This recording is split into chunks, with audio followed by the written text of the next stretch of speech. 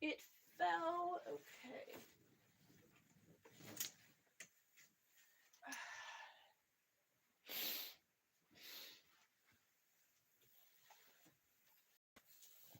Oh.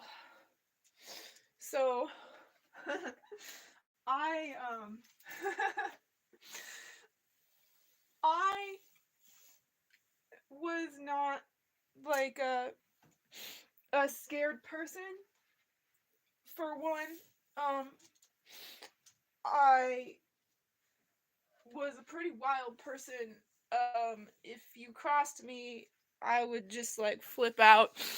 And I really I really had a lot of experience being in situations where I had to take care of myself and get scary and violent and dangerous and threaten someone else's life. And I did that and I protected myself and like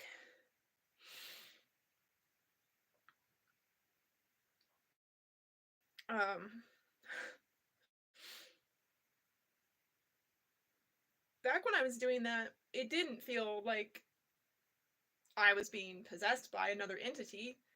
It didn't feel like I lost control. In fact, I had very much had control of the situation because I had to not kill people.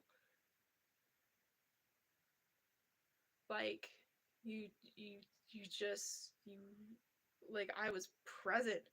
I would just swing into action and just be, I mean, like you would not believe, I would not even believe like the shit I have done. It's like, wow, like when I walked into the room, did I like think that that was going to be a weapon? Like did I think I was going to do that? No, not at all. But like in the moment, it's like I just utilize my environment optimally for my survival. Like stuff like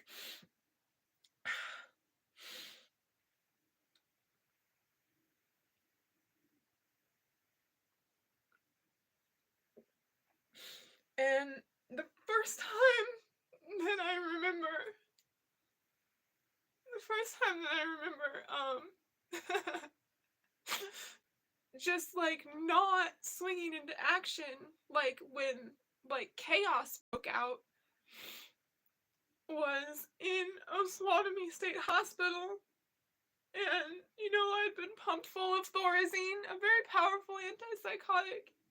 And, you know, I was like working really hard to not be a zombie.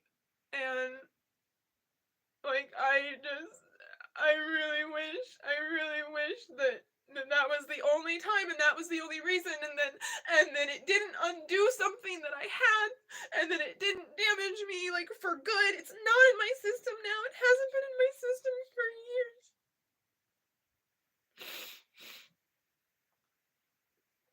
But the situation got scary and I didn't feel scared. I was just like blank. It was like it didn't like I I should have been swinging into action and going into survival, and I wasn't. And this lady that like I didn't have any like relationship with, like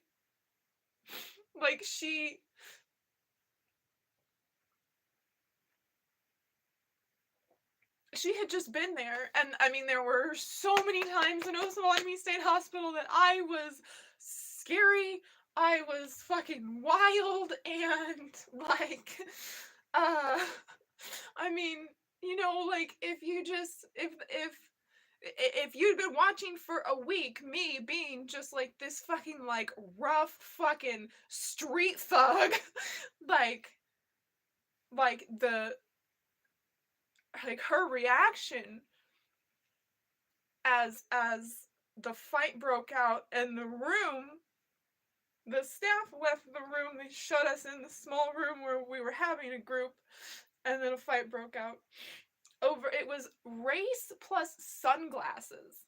Like it was like black guy sunglasses. I don't remember exactly the details, but like that was essentially, and like it's the only time I've ever experienced anything like it. It was absolutely surreal.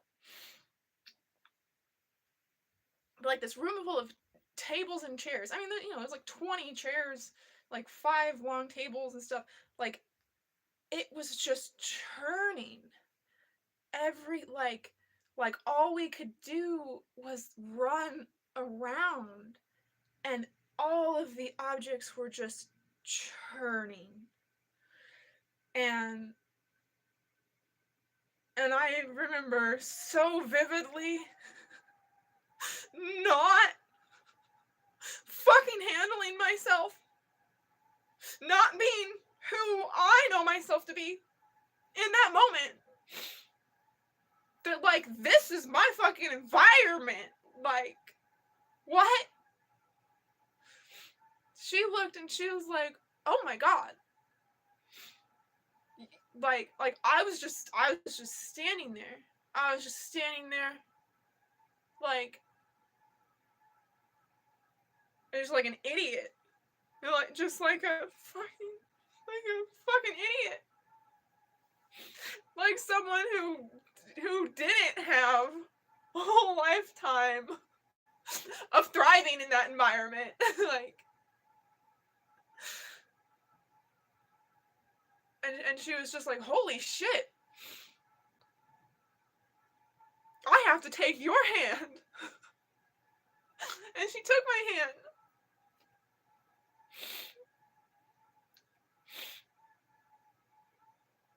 And like running with her, following her. Like I was like dodging everything, jumping over chairs. Like it was, I didn't weigh her down, you know? Like I wasn't like,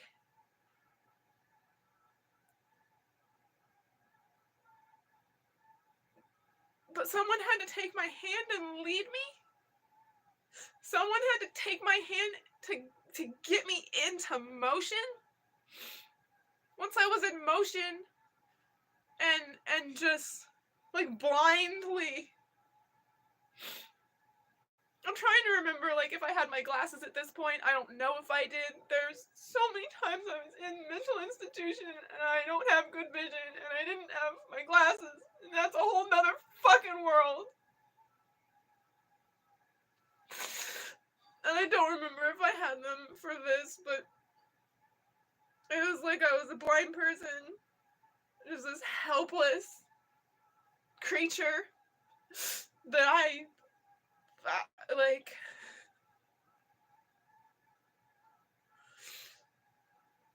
dumbfounded, like deer in the headlights. What is that? Who is that?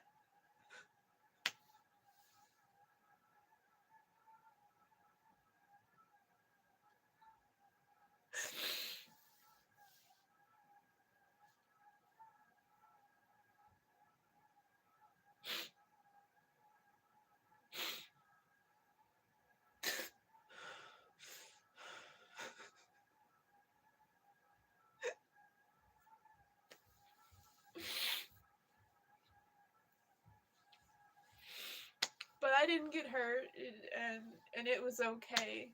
It was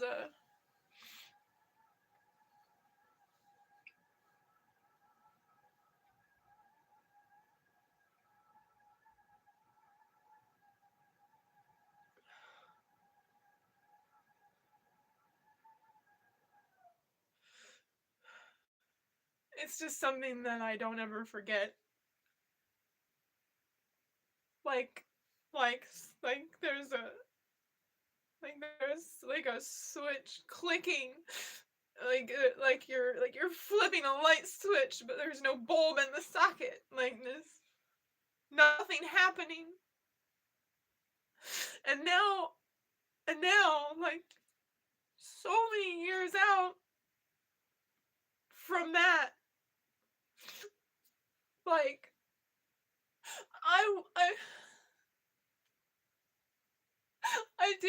dosed. I got dosed with antipsychotics in 2021. This is another fucking nightmare experience. Because I wasn't fucking performing cat urine exorcisms on anyone. And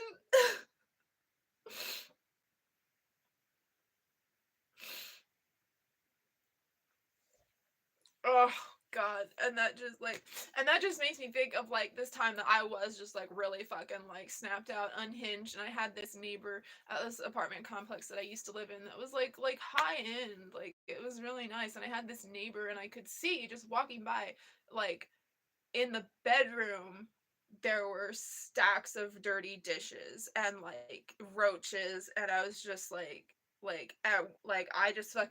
was like at one point just like fucking get the fuck out, like like but I was like really trying to like not be like that, and I knocked on the door, and I had Grim with me, my cat, my like disabled cat, and I was like, hey, I see that you have like so many dirty dishes in your bedroom, and like your apartment is a hotbed for cockroaches, and like you are threatening the community at this point. Like you shouldn't be living like that. And I was like I was fucking scary. I know I was scary. I know I was fucking scary. Like I looked scary at that point. Like I had like the buzz cut mullet, like punk mullet, but like the front just completely buzz cut, and like so much stuff glued to my face, like how like my basic thing was like like two bubbles here and something here, and the like little tiara type of crown thing there, and like the pink blue half eyeshadow, and like um I was in my fucking army jacket, like holding a cat at the door, and and I was like, I don't know how I would have ended that, but like for some reason Grim just started peeing, like interrupting me, and I was like, oh my god, he does that sometimes. He's old and sick, and like that was how the interaction ended. And that's like the only time that like I would ever be in the position to like aim my peeing cat on someone, and it's like am I paying for that in 2021? Like am I paying for a transgression in 2017 in 2021? Like what the fuck? I wasn't performing a cat urine exorcism then, but like anyway, it doesn't matter. I was dosed with antipsychotics in 2021, and then I had a relationship that was like a friend and faith relationship, and then it was like best friends, and then it was lovers, and like he was not stable. He was not like didn't seem to have a firm grasp of reality, like schizophrenic, like schizophrenic symptoms, just and drug addiction, hard drugs, just just hard hard drugs, meth and crack, and but I loved him, and like I have not been a person that's like fearful. I was never that girl that like felt like I was vulnerable in the world. Like I never, like I would go do things, and my mom would call me and be like, "What are you doing?" And now like, and I would be like, "This is what I'm doing." She's like, "Aren't you afraid of getting raped? Aren't you just fucking terrified of getting raped?" And I was like, no. Like, not ever in my consciousness did I think that I was gonna get raped or attacked or hurt. Like, I did not move through the world with fear. So I'm really used to that, Like, I was like, but like spending time with and inviting a criminal drug addicted person, like that lifestyle and that environment and like those situations, like I wasn't afraid to do that, but then I would be in that environment and not swing into action like when I needed to or when I wanted to. And like, okay, so I say needed to or wanted to because immediately I think, well, one of the times that I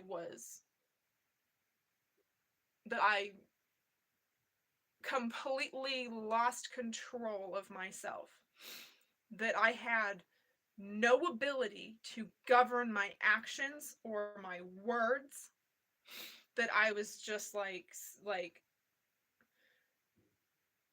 possessed. One of the times that I was possessed, he had left me in his apartment. Like he'd gone out for something, was supposed to be back shortly. It was like 8 hours later or something. He was uh coming home, and like I already like hours before I was like, his door didn't shut or lock. I created a barricade for his front door, um, so that I would be safe in the ghetto apartment alone all day, you know. But while I was doing that, while I was constructing that, I was also like, he's gonna come back at some point, and I constructed it in a way like it was designed so that I would have the ability to inflict damage on him while like it was there was maliciousness in that because I was just fucking like I was fucking I don't know, man. I was snapped out. I was fucking snapped out. I was like, fuck this. Like I'm gonna attack him and like he might kill me. Like if I attack him, he will probably kill me.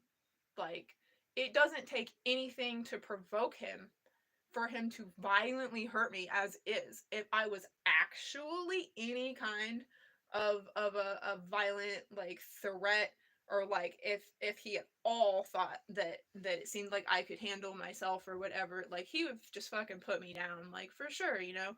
And I didn't fucking care. I was fucking done with it. It's like this is the person that I was like, oh, I was supposed to be with this guy in like 2021 or 2022. Yeah, 2021 I was medicated last. 2022 is when I'm talking about like losing control of myself, like to the point that I feel possessed, that I feel that I am dealing with another entity, another identity that I do not have control over. And I didn't feel out of control I didn't feel possessed. I didn't feel possessed when I was just really fucking angry and was like, I'm done with this. Fucking I'm throwing this game. I'm throwing this game. I found him. Maybe I'm not supposed to marry him and love him and live happily ever after. Maybe that's not. Maybe what I'm supposed to do is kill him. Maybe it wasn't God that was pointing me to him when he was a child. Maybe it wasn't anything good or for any good reason. It was just because I am capable of it. Mentally, emotionally, something has been so dark in me all my life that I've wanted to take a life. He's the only one that's worthy of that. Like he's the only one that I will stain my soul with that. Like that will go down in history. Yep, absolutely. The guy that I thought I would never see again, that when he came into my life, I was like never expected to fall in love with him. Like from 2013, like 2022,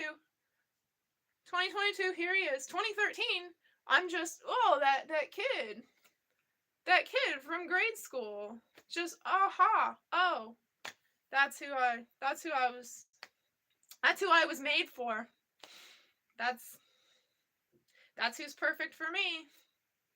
Just a like random crazy thought that I had that I didn't let go of, and was like, oh well, that's my twin flame, you know, like I don't know if he's even still alive in the world, or if he's a junkie. Like I like distinctly was like he might like he might be alive, but just like super like hardcore drug addict, you know.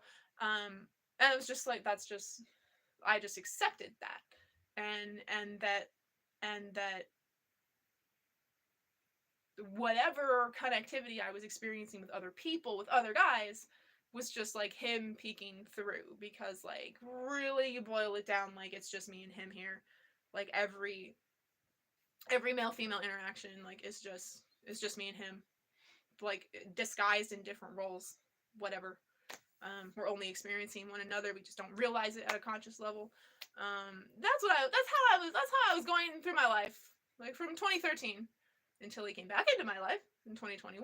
I felt I was in love with him in 2022, and you know, never expected to see him again. Not even a little bit. I was just like, well, I guess I lost the game. I lost the game. And so when I was like, I'm gonna fucking try to kill him. I'm gonna fucking try to kill him. I'm gonna at least go for his dominant hand and an eye, like, and he may survive, like he'll take me out, but he will not be whole. I will not leave him whole. I will like there like I will be marks upon him, and yeah. And I didn't feel like I was snapped out, or it was another person thinking that, or doing, planning that, waiting for that at all, you know. But I just like I was just alone. There was absolutely nothing to do, just fucking angry. And I mean, I was talking to my other friends, like my, you know, like fucking like dearest friends, like most trustworthy friends. Like I'm gonna kill him. Like I'm like either like I'm gonna kill him, or he's gonna kill me. Like this is it. I'm done with this. Like maybe the game was to find him, and I won because I found him again, because I hung on, and I like walked through the quantum timelines like in just the right way, and just kept walking towards that energy that felt like it was walking right towards me, or whatever this twin flame thing is. But like maybe not. Maybe I didn't, maybe that wasn't it. Maybe I don't win. Maybe, but I already lost. But I already thought I lost in 2013. See, I already thought that I lost that twin flame game in 2013. So like, I'm just like, I'm just done. Like I just like if fucking reset, we will do it again. We will try again. Fuck this shit. Fuck this shit. He's too far gone. He's too far gone in this timeline. Like he doesn't fucking understand. He doesn't understand what we are, who I am, what God is, what he is. Like he doesn't understand that he is God. Like he just fucking like there's a level of basicness to him. Like he's not on my level in a way that is like kind of important to being with me, I guess. I don't know. Or at least listening to me and not being like, wow, this is a crazy person. Like this is just a fucking lunatic. But you gotta keep in mind, this is someone who has been on meth and in the meth world, surrounded by people that are just like paranoid delusion. I sound a lot like that. I sound a lot like that. And like fucking meth addicts love me. People who use meth, they love to have conversation with me. It's very stimulating for them, whatever. But so 2022. I'm ready to throw the game. I'm gonna die fighting, and like, you know, Klingon death, fucking whatever, you know. And I do not feel like that is possession. That I'm about to end my life because I'm attacking this very violent, very capable street thug, and did not feel like that was possession. However, at the moment that he got back, and like I'm like all kinds of fucking ready. Like, you know how fucking like ready you get. Like, I was all ready, and it was just like, then it was like something possessed me. Then it was like something possessed me. Like something fucking took control of me. I lost control. I didn't have any of the fight in me. I didn't have any of like the, I don't know, like muscle memory to do anything. I was just a fucking like lamb, fucking child, fucking pathetic in the world. Like I was just like, just dumbfounded, deer in the headlights, back in that room in Osawatomie State Hospital. Like, where the fuck, why am I not doing what I was gonna do, what I'm capable of? Like what you know? Like, and I felt absolutely possessed. I felt like I was having an argument with someone, and I'm like, I'm telling this person, like, he's just trying to navigate you out of the apartment so he can come in himself and lock you out. So, like, at least take your stuff. And and I could not even get myself to take my things, as I was like pretending. Like, it's not even pretending, it's not even acting, it's not going along with the narrative. I lost complete fucking control of the situation, and child me was just like, oh, okay, I trust you, I'll go help with the groceries, yeah.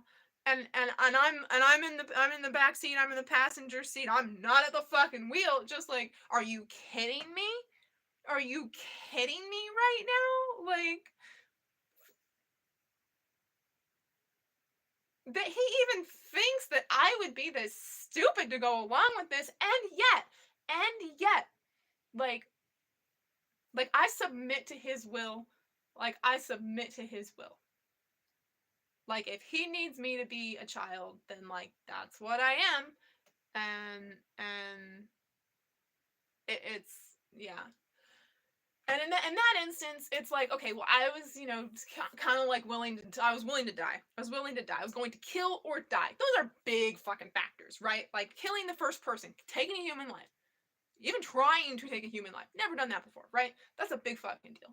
That's a game changer, right? That's a game changer in my spirituality, in my walk, like my relationship with God, like everything that's going on here. Like that, like me killing somebody, that just might be like how like I lose the game. Or dying, like I lose the game.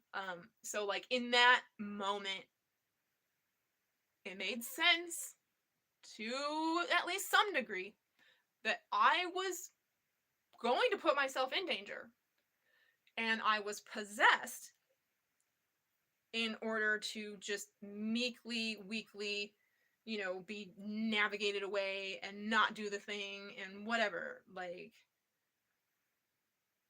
could not be scary psycho attacking him with a knife. Um, and and that's one thing, right? And then trying to think, like, actually, like the first time he kicked me hard out of bed, because I shook the bed. He kicked me really fucking hard, and there was like a little like back and forth where it's like, wow, he just violently kicked me, like he just violently kicked you, and it's like, yeah, it wasn't as hard as it could have been. It wasn't that hard, didn't hurt that much. Like, I also have a really high pain tolerance, like not that big a deal. He got me out of bed, whatever, and and like this decision, like, yeah, there's nothing to cry about, like we're just gonna roll with that punch, right? And instead, I was like, you hurt me, like this, like fucking just like bullshit. Like, I don't even know who this child is. I've never been that. Like, I don't remember being that. If I, like, when I was like little, if I was ever a child, that when someone hurt me, I would be like, you hurt me, I'm telling, or whatever. Like, I don't remember being like that. I have a lot of vivid memories of people violently hurting me as a child. My peers violently hurting me as a child. Kids a little bit older than me, peer group, right? And just like taking it. just being like, oh, that hurt. That that really hurt. And like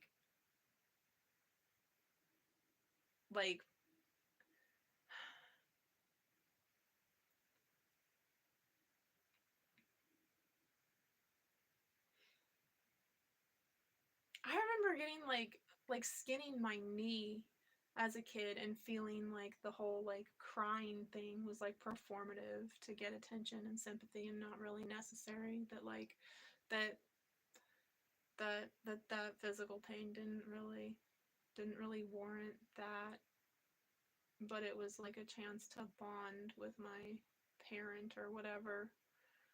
Uh, like I'm your child. Like take care of me. I'm vulnerable. Oh, tender moment. Kiss my boo boo. I didn't remember that. But yeah, like he kicked me out of bed, and it hurt, but not bad.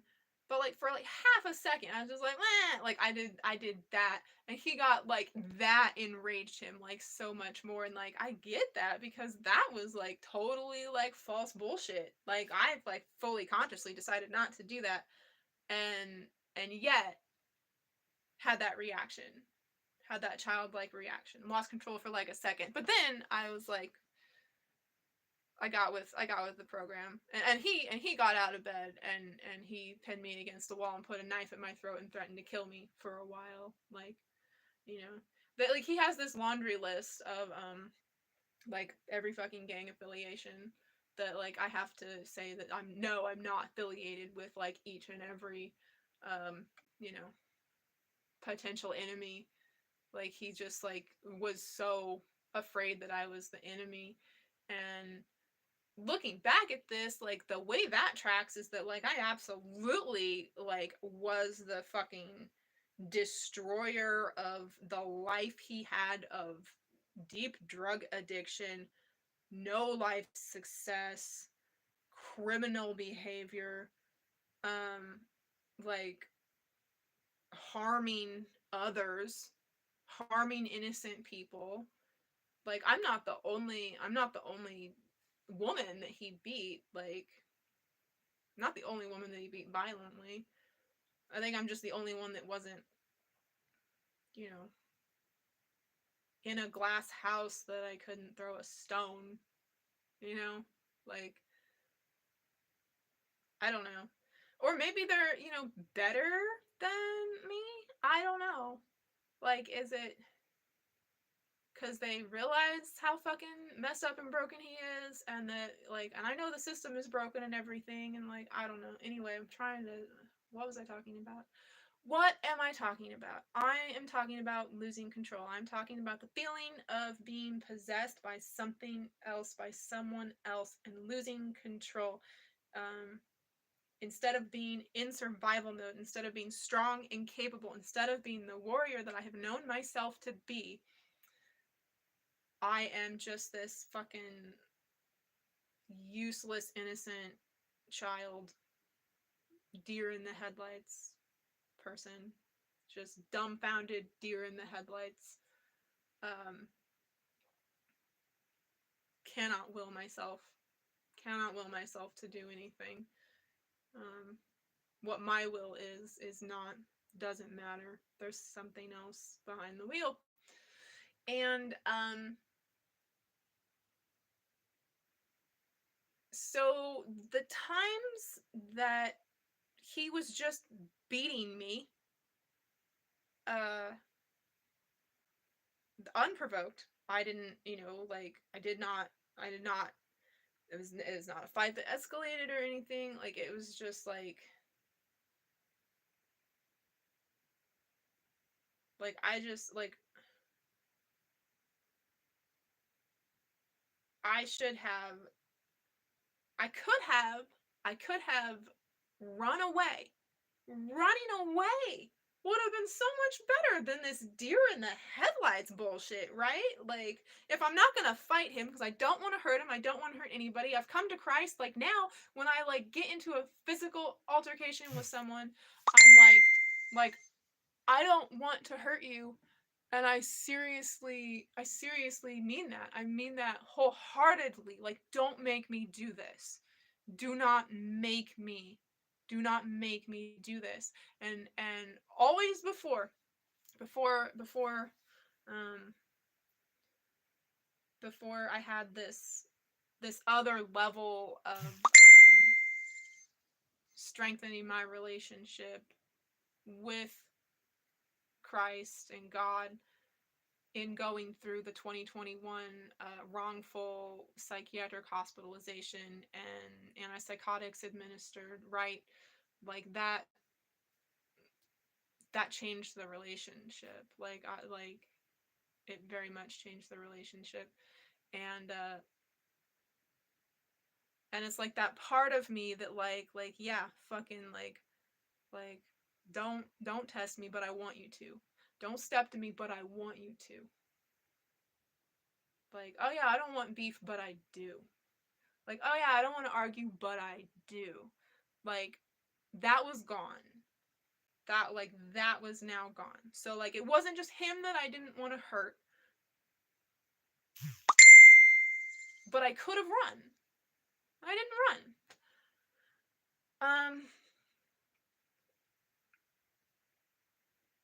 And I don't understand that. Like I can kind of understand like being possessed, having something take control of me so that I don't do something to hurt myself.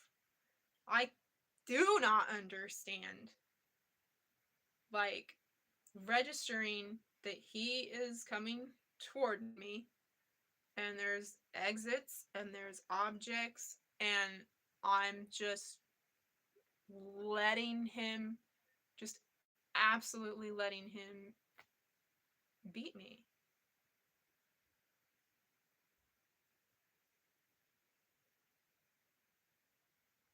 Why would something possess me to make it so I got hurt? That doesn't fucking make sense to me. Right? That's fucking hard. And it wasn't even me that reported him when he beat me. Like I got a concussion, he strangled me. It has changed my voice. I can no longer sing. I no longer have the gifted voice that I had all my life, that I was trying to do something with. And like that's something I have to live with. And like he chipped my teeth. Like um like I already had a scar on my face because when he beat me at the door of his apartment, I got a scar. I have a scar right here from that, and now the chipped teeth, and my voice is fucking different because something entered my body. Something that was not me was in control, not letting me swing into survival mode, swing into fight or flight, or do anything useful. Instead, just be this child taking a beating. Like, it's really fucking hard. It's really fucking hard. Cause like I wasn't even there. I wasn't there, but the consequences are still mine. Like I just remember so vividly like whoever was trying to get the neighbor's brother to call the police. Like he was like, no, I'm not gonna do that. I don't know what's going on, you know, like he's not getting involved. I was so relieved. I remember so vividly, like, we can just go to the balcony and something's arguing back. I'm arguing with someone that like, and they're just fucking crazed with fear. They're just absolutely fucking unhinged with fear. Just a fucking ball of fear. Just a fucking ball of fear. And it's like, okay, that makes sense. That makes sense. It's like, but but the part of me that feels like that feels like me, that like should be in control, is just like, so now you can go to the balcony. No, he'll throw me off the balcony if he comes out. Not a problem. Go to the balcony on a different floor. Like, wait a beat. He will leave, given the circumstances.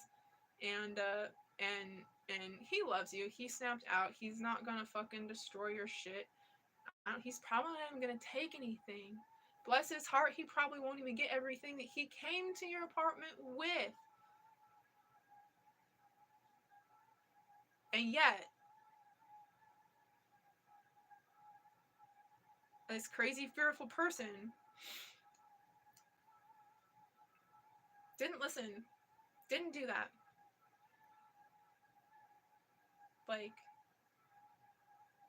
and that feels very she. That feels very she.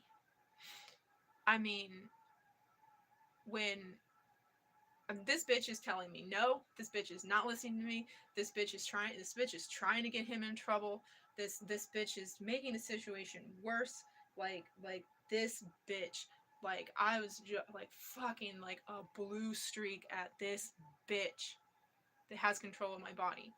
You know, that's probably not helping the situation, that I'm just like fucking screaming at her in my head, whatever. But that's what I was doing.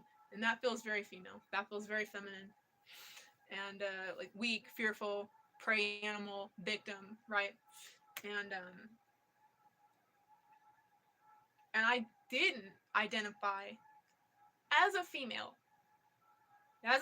human. Did not identify as a female human. I firstly did not identify as a human.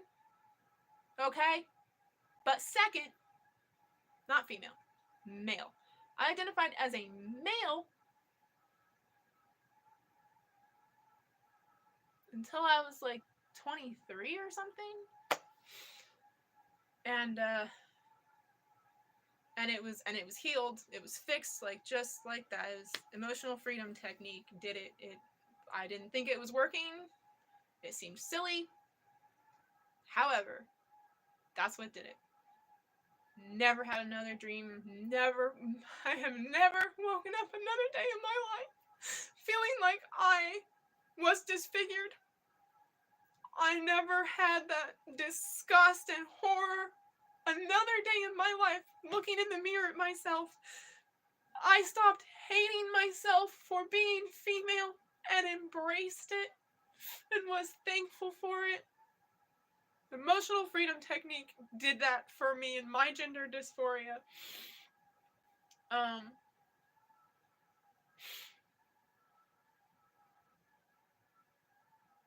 But man, like,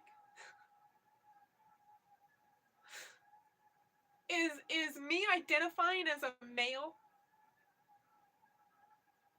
like the reason that I was out in the world in these spaces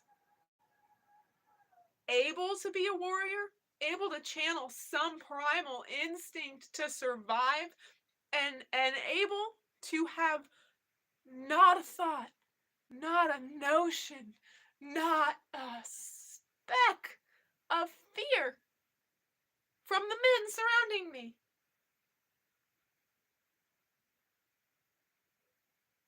So is that what this is? So this deer in the headlights, like this, like feeling like a fucking victim. A fucking victim. Like I feel so vulnerable and exposed and like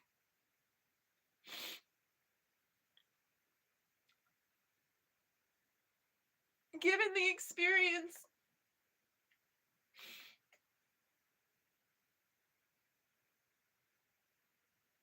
I really can't trust that I'm gonna swing into action and have survival instinct warrior mode to be able to keep myself safe, to protect myself from harm, to survive, you know? Like,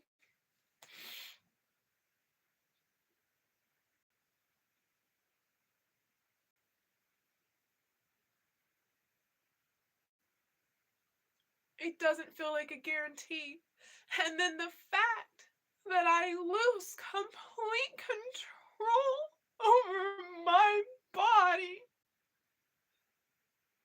to other things, to another force.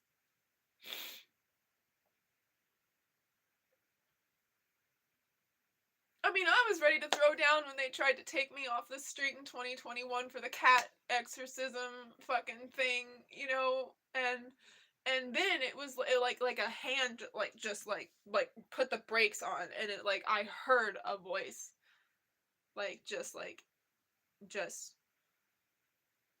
just stop, don't resist, just go with him, it'll be okay. Like,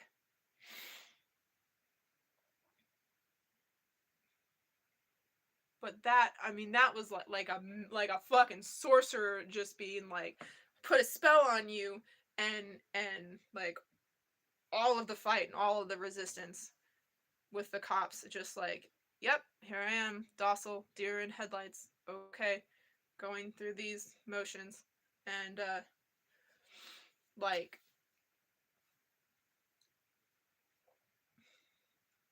they said that they witnessed me have a seizure. I I told them exactly what I was going to do. I'm going to lean back on my pillow. I'm going to close my eyes and relax my body fully for a moment. I might like shake or kind of twitch. That's a normal thing. I just need to rest just a moment, and I will be right back with you. And then I did that.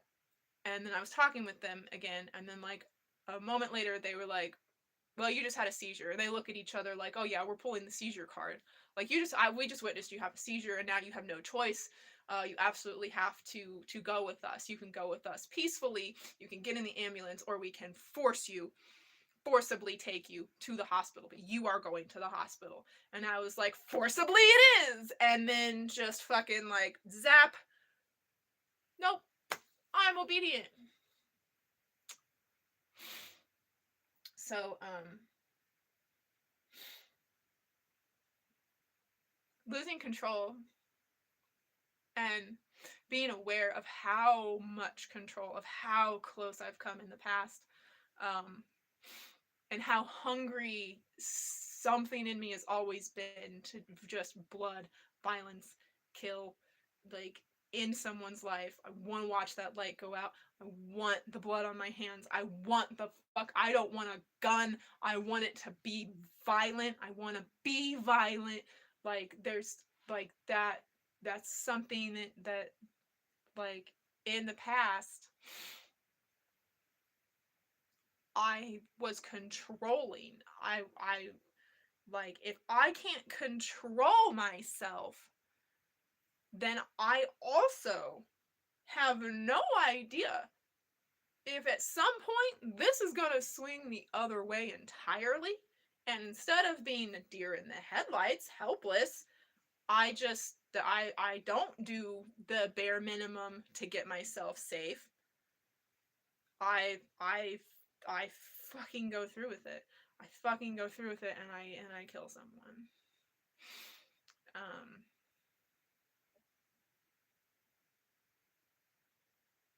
like, I don't, like, how fucking like scary is it to not have control of yourself?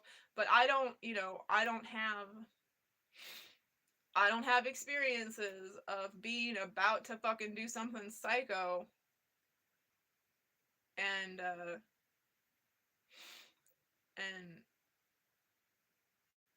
and being out of control like that. Like, I have experiences of being out of control, being helpless, like a child, like a woman, and like I just continue to have relationships that like I 100% like open with, like, hey man, I like you, like, um at this point I'm like, full disclosure, like, I fucking like I identified as a dude for like 20 years, so like like I want to have a friendship, and and it's gonna be just platonic, like I mean, like, think of me like a bro, think of me like a dude, and And that's not gonna be hard. Like, for real, that's not gonna be hard. Like, I'm not gonna make that hard for you. Like, plenty of times. Like there may be moments that I'm like cute and shit, but like there's also like where like you just like about forget that you're talking to a girl. You know? Like it's like that. I know it's like that. People fucking tell me it's like that, right? So, like I have a lot of experience like trying to navigate this situation, and I'll tell someone that just think of me as a guy, and I don't want to be anything more than friends.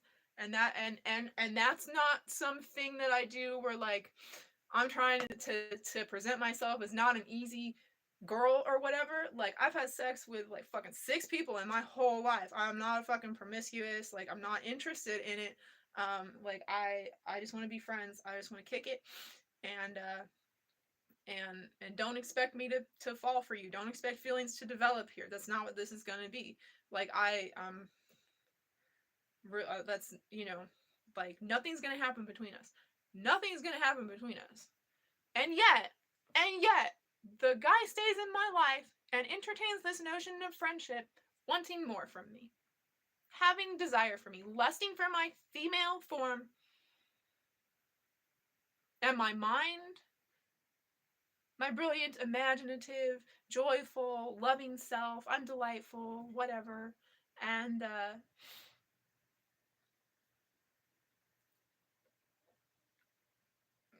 they want a relationship with me. They at least want to fucking bang me. They're like, well, can't we just, like, if we just like kiss, like maybe you'll feel something, like all that shit. And it's just like I can't seem to escape that. I cannot seem to escape that.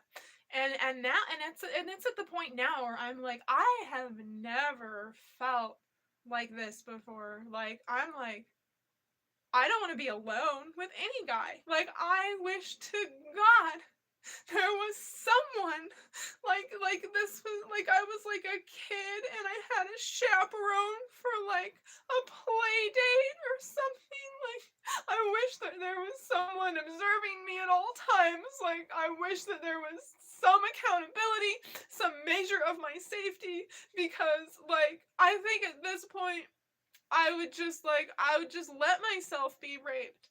Like like I I didn't even want to have sex with my boyfriend when he wanted to. And like every other time that I said no, like he was okay with it, but like he just had a phone call with his mom and she wasn't gonna see him after all, and it was just different, and we'd already had the conversation, like, you need to go to the clinic, and like I didn't want to have sex before marriage anyway, and it was only because like he was like, "Well, I really do want to marry you though, but like I can't marry someone that like don't know that you can even have sex," because I genuinely didn't know if we would be compatible. Like, I guess like the thing is that with like bigger penises, it's really fucking painful, and the smaller the penis, the better. And I've been with big penises, and so that was a factor. But I mean, there's also like a level of relationship with this guy, with this twin flame relationship, that is like, it is profound beyond measure, and sex was not even a factor in the relationship. So it was, I mean, whatever. But I wasn't into it. It was just kind of like something that happened to me. I experienced it. It wasn't like being raped. Um, it was just like, I don't feel like being beaten and robbed and thrown out on the streets of Waco right now. I didn't sleep last night. I've got a little bit of a headache. Like, I'm just like, yeah, okay, we can have sex. And then like he can't even get it up, and it's like you can't have sex with a penis that can't get hard. And and it's like, and I'm like, clearly this is not meant to be, dear. So like, it's okay, we'll do it some other time, it's fine, don't worry about it, it happens. And he like, and the way that he was just like, no, no. And like, it just really seemed like if I didn't go along with it, then he would rape me. But at the very least, he would beat me, rob me, and throw me out on the streets of Waco. So, you know, but yeah, no, I totally thought that he would rape me. That's why I did that. That's why I had sex with him, because I didn't want to be raped. You can't rape the willing, whatever. But it didn't feel like rape, and just like that, like, no, you know, like, not in that headspace, you know. It's like, this is the only time I've had sex where it's just kind of like, I'm just going through the motions, like, this is just something that's happening, like, all right. Like, I can totally see how I would just like roll over, play dead, whatever, you know. Those are dog terms, obedient dog terms.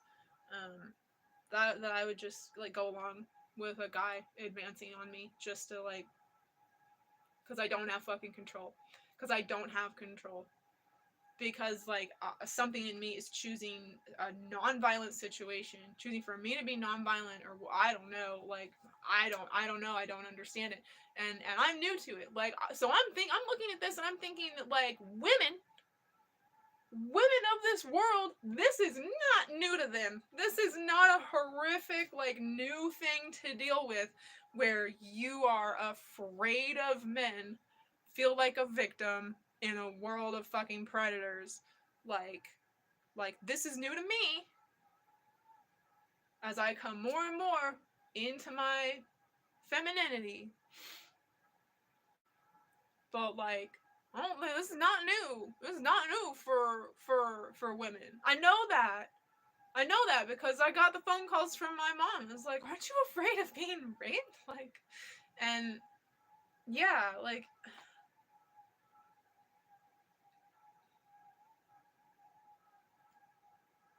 well, now I am. Now I am.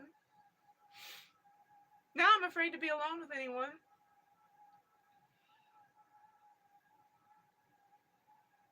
Like, shit goes so wrong one-on-one with everyone. With everyone. Like, I thought, like, there's like there's no situation or condition that, like, I genuinely did not think that these guys were into me until the moment they crossed the line. It's just like, what the fuck?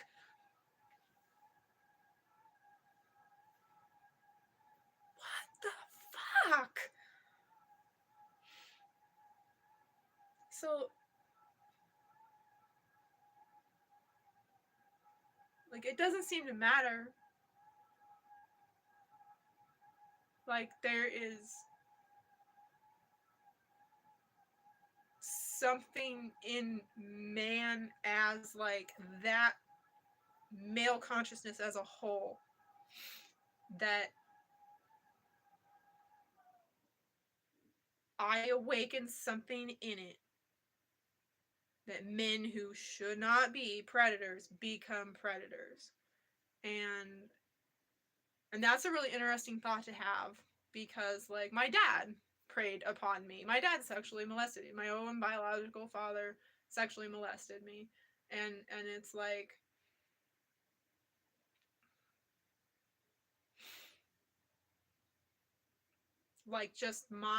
just the fact of me, like, turns men into monsters. One-on-one with me,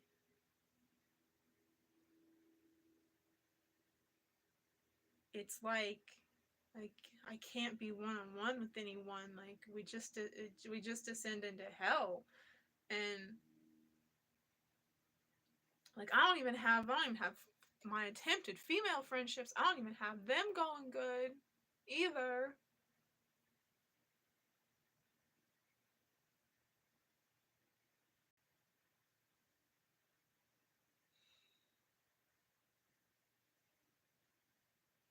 But I feel like I just like it sucks. It really really sucks because if this ex-boyfriend that I'm talking about, like as, you know, like street thug, capable, criminal, like wise, whatever, like if he had been in my life as a protector, he would have protected me from anyone and everything. I would have felt safe. I would have been safe. He's highly capable. It's so strange to want that from someone. Like, I used to be that. But now I'm not.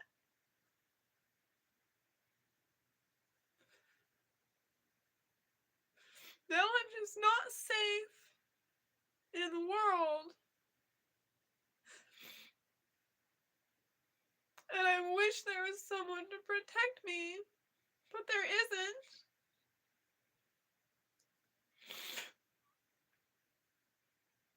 I wish I was safe with someone.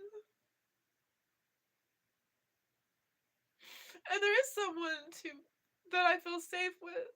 There is one person in my life that, like, I don't.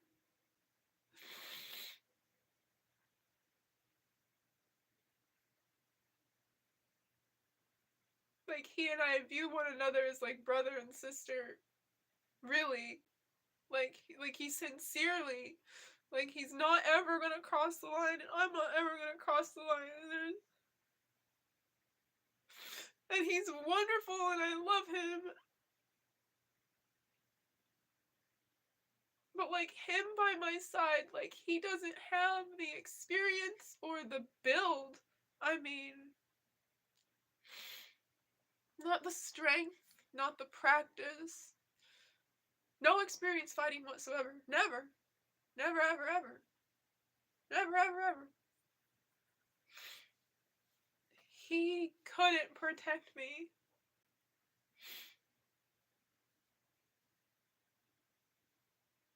If he wanted to.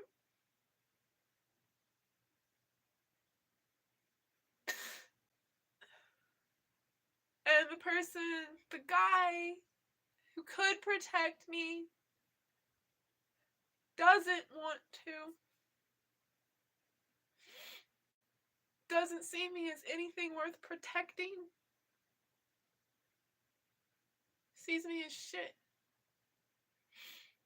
Disabled because I choose to be. Exaggerating pain because I'm lazy. I mean,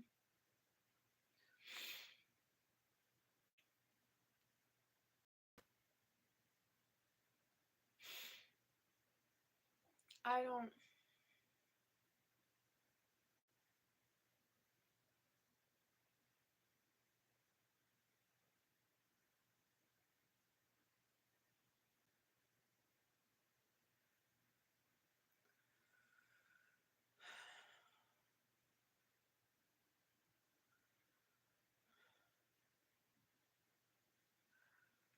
I told my friend that I was feeling really scared and alone. He said something.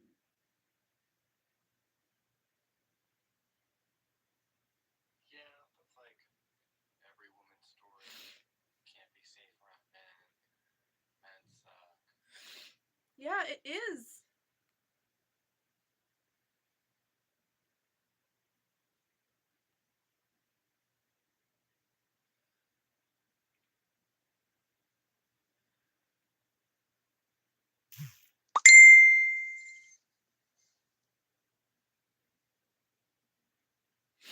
But it was never mine.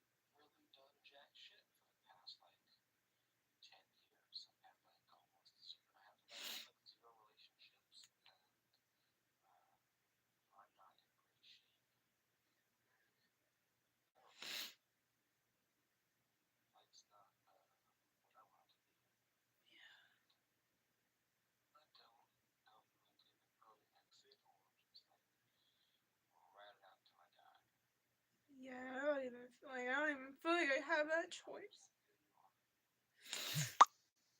It interrupts the. I just want someone. I don't want. And that's super shitty. Oh, okay. This. I'm definitely 100%. Oh shit! Is it what I like? I just want someone. I don't want someone, but I want someone. I can do that one time. I don't want someone. I would like to have sex again. Yeah, I would like to have sex again. Only with my twin flame, but whatever. I don't want my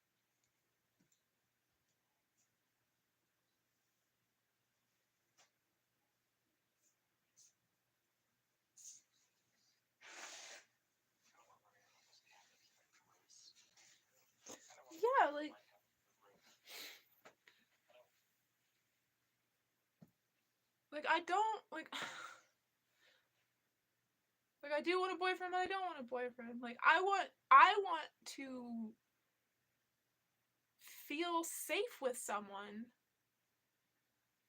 I want to feel like I'm not just a sexual object.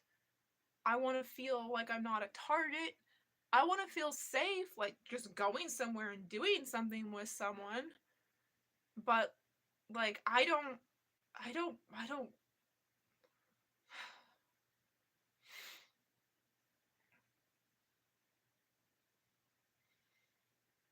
want like a boyfriend like here all the time. Like I want to feel safe when I'm with someone, when I want to socialize, when I have the energy for that, when I have the desire for that.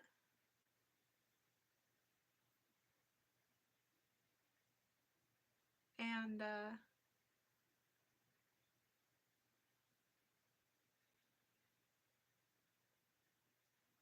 and not and not be like, all right, well,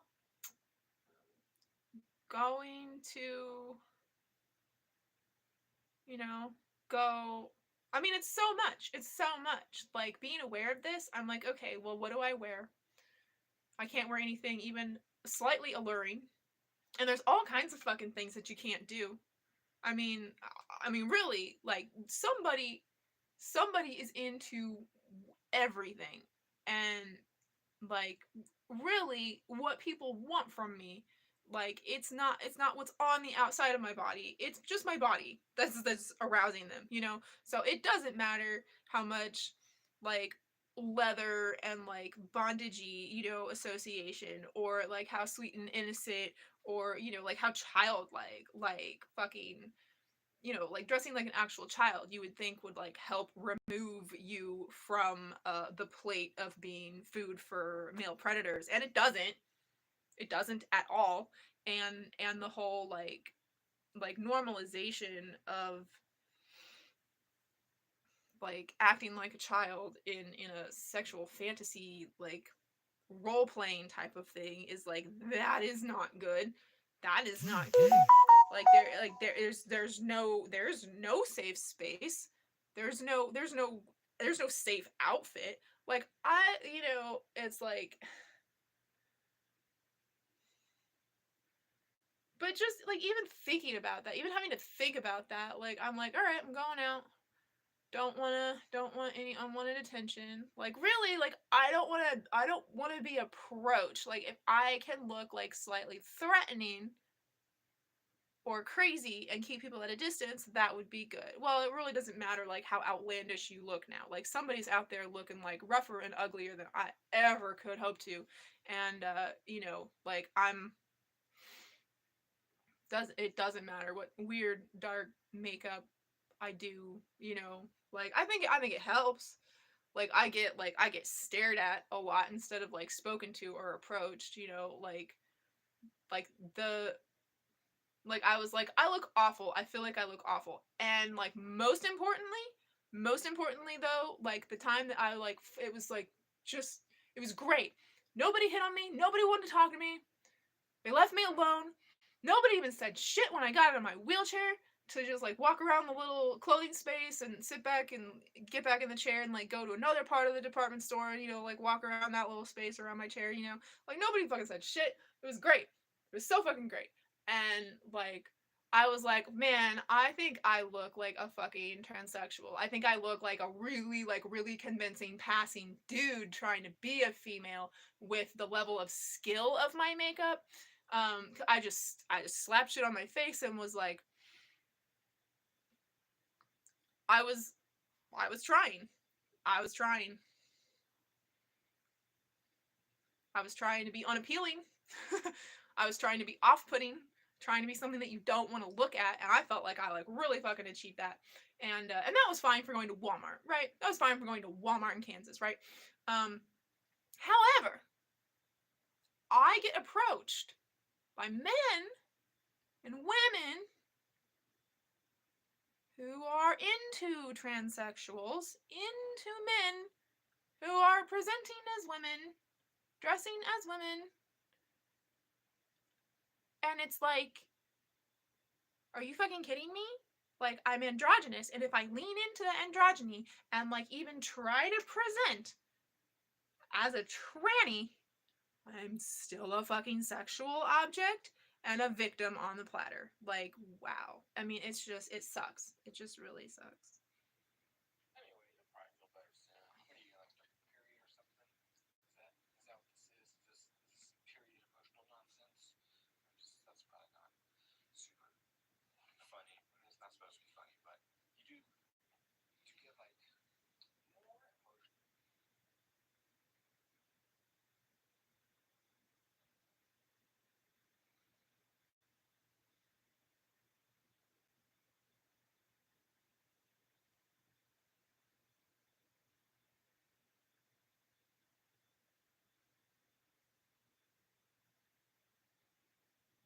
Down with the headache that week and pain after it ended. Totally not period. It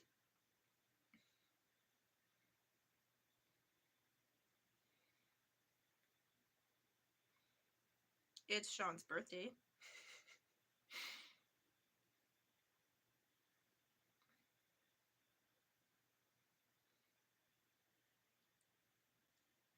My biggest takeaway from work is that people do not listen to me when I speak, and do not read the screen in front of them or signs. They don't listen to me when I read to them, and they do not read themselves. And also matching up shapes and colors is impossible. That's infuriating. Like, But then you'll get some parents coming through and teaching their kid manners and being like, hey, gently put that there, say hi to the man, say thank you, like, and like the kid being responsive and respectful and like, like seeing good parenting happen with children. And it's like, wow, what the fuck is happening right now? It's like, it doesn't happen all the time, obviously. But like when it does, you're just like, uh, there is like some fucking good in the world, dude. Like, this is insane.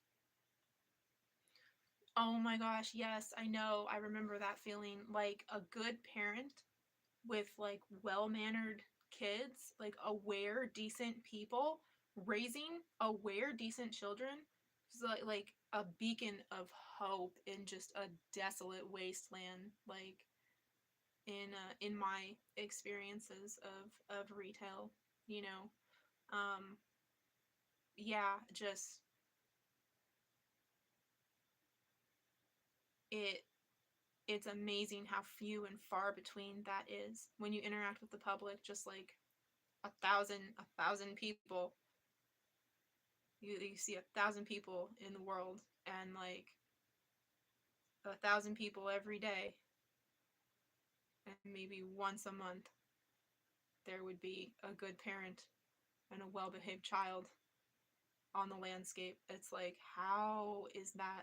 So like it makes sense that like people are monsters, men are monsters. I feel particularly cursed, like it's something I bring out in people. I feel like it's like a fucking like Matrix and like Agent Smith Neo type of thing going on when I'm one on one with anyone. It like they just become like darkness just consumes them. and they are out to get me. And you know, it's just, it's fucking weird. It's weird. It's like I watch people that I thought I knew, like guys, like become possessed. Like there's something else in them, and then I become possessed to be their victim. Like what the fuck? It's just, it never ceases to be hard, you know, like can't hang out with any guy that I meet through church. Like that's what it, that's does, like spiritually aware guys, like they especially want to sleep around and just like have sex, you know, like I've had so many great friendships that could have been great friendships, except that they wanted to be more than just friends and I didn't. And now I'm just like, well, I could be okay with being just Sean Todd's friend and not being romantic with him, but like I do not feel okay not having him in my life, and I don't even understand that because he's like so mean and bad for me. He's telling me that I'm bad for him, that I'm just destroying his life, and I'm a toxic thing that needs to be removed. And it's like this is all stuff that I should be saying to him, but I'm not. But I like, of all people that I should fear in the world, that I should see as a monster, and just, you know, keep myself safe from, like I don't have an instinct to keep myself safe from him, like at all, because I've become his victim many times over. And and and I, like,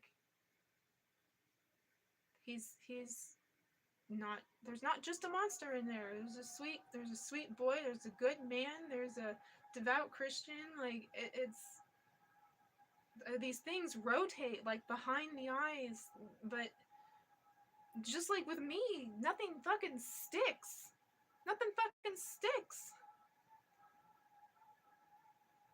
So I can't even consistently, I couldn't even hang out with him and be not afraid. Like I could start out that way, but at some point something's gonna shift and I'm just gonna be like, oh my god, like I feel just like a vulnerable victim. I just feel like a scared little girl, and it totally changes the way things go. And that's weird because like I would get so pissed off when when anyone is afraid of me. Like it really pisses me off and like makes me want to hurt them, and like that's weird. It's weird to see that reflected in him, but I don't know. Yeah, I mean, I'll get over it. I'm trying to work through it, and thank you for talking to me and helping. But it's not hormonal, it's not period stuff. It's just,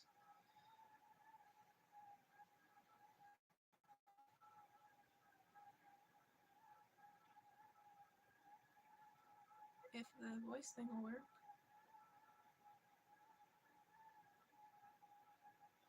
It's like going to group last night and like meeting new people, and it's just like I don't trust anyone. I don't like I don't think I'm ever gonna trust anyone again. I don't think I'm can't fucking going to group last night and meeting new people. Like I feel like I'm not, I don't trust anyone. I'm not ever gonna trust anyone again. Like you can like tell me that you're not an evil person. Like tell me that you're not addicted to drugs. Like tell me that you're not gonna hurt me. You know, tell me that you're actually gonna be my friend. Like tell me that we're gonna make plans and do things. But I have just a whole world fucking experience that believing anything anyone says just fucking like results in me getting hurt and disappointed and like wasting my time, wasting my energy, you know.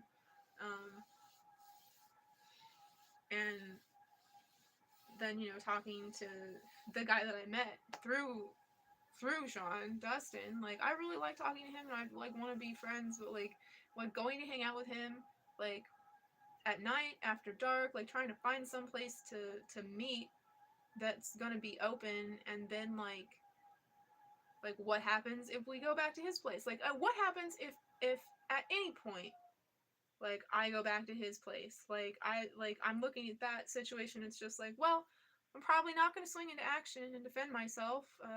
If he starts to want to have sex with me and I don't want to, I'm probably just going to like roll over and be raped, and it won't really be much like rape. It won't be like violent or crying or anything. It'll just be like, well, I didn't want to do that, and it happened anyway, and just break my soul some more, you know, just like fucking like going and doing anything, like with someone, um, you know, like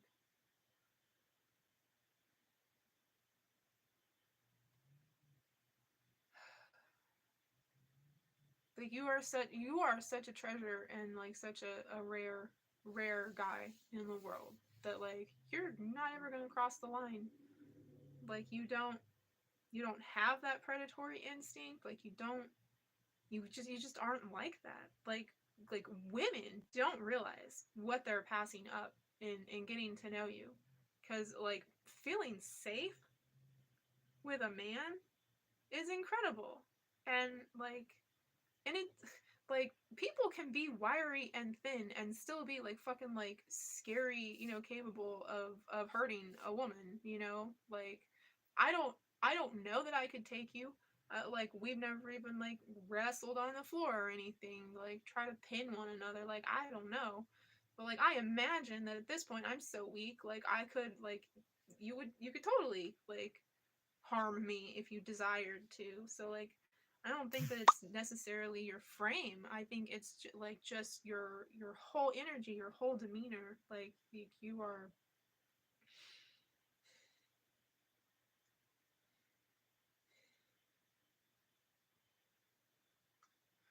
I don't know. It's awesome.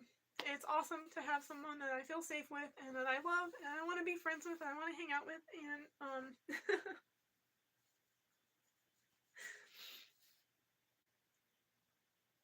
I really had the intention of being that in Sean's life. I really did.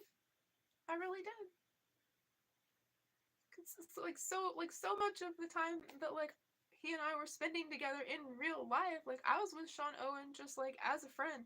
I was not expecting anything to pop off going bad or violent or going sexual at all. You know? It's like and there's mindfulness to that. It's like if you if you really don't like, you're like, I really am not intending anything, I'm like really don't have the intention of anything going on, like I'm not going over there because like he might want to kiss me again or he might be in the mood or whatever, and I could get some touch, like I just want to hang out and like talk about art and listen to music and just like just hang out and do nothing with someone like that, just like with someone whose company I enjoy, and someone who I trust doesn't want me as more than a friend, you know? And it's like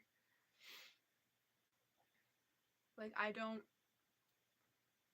like I never groomed myself to, you know, like like I would never present myself to a sexual partner, like I would not go out on a date that I was like thinking something might happen, my clothes might come off. I was never in a position for my clothes to come off with Sean Owen. Like, which is, you know, like of course he found me like disgusting and undesirable. Like, yeah. Uh I didn't shower or shave. I haven't washed my hair. Like, I did not come over here with the intention of like having our hands on one another, like at all, you know? So we're being seen naked. Like, this is completely unexpected. Um, and like, I feel good about that. I feel good about my intentions with him. And, you know, just like trying to feel good about what, like, that I'm a good person. Not that it fucking gets me anything, but I'm a really good person. I'm a really good friend to have. I know you know that. I know you know that. But like, I don't know. I don't know.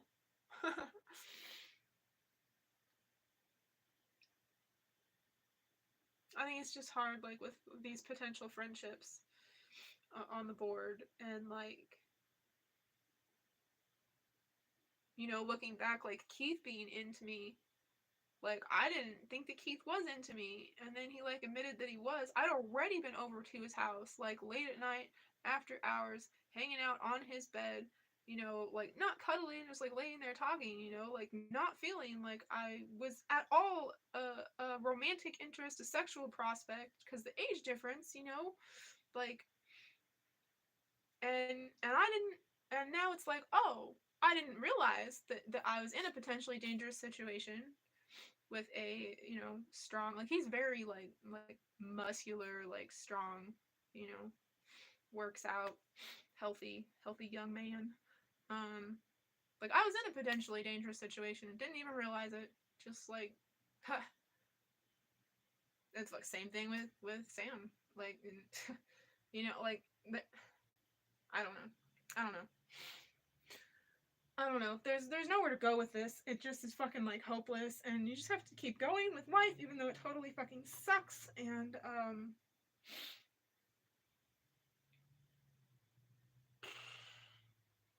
yeah. I'll get back to the place where I'm just like thankful that Sean Owen and I happened at all. That I got the opportunity to understand why in 2013 I got like just this knowing, like, oh, like Sean, oh, wrong Sean, okay, I get it, yeah, like he and I, like I'm crazy and weird and dark and whatever, like I'm super strange, like I was made for him, like that's, I get it, but I didn't get why at all, not at all, not a fucking clue. Had no idea that we liked the same music and were into art, wanted to be fashion designers and, you know, be rap stars, and like we're both like black and red, love black and red, like can't, like you can't beat that, you know, like just I'm so thankful that I got to connect with someone like that, and like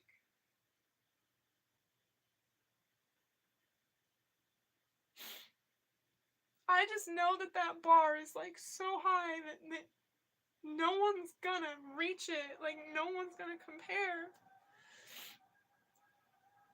And I'm not gonna fall for these guys that I'm befriending. I'm not gonna fall for anyone. I know that I'm not. I know that I'm not. Like it was him. And I'm thankful I had it. Like it's, you know, if today is the last day he ever talks to me, it's like good for him. Good for him. Good for him.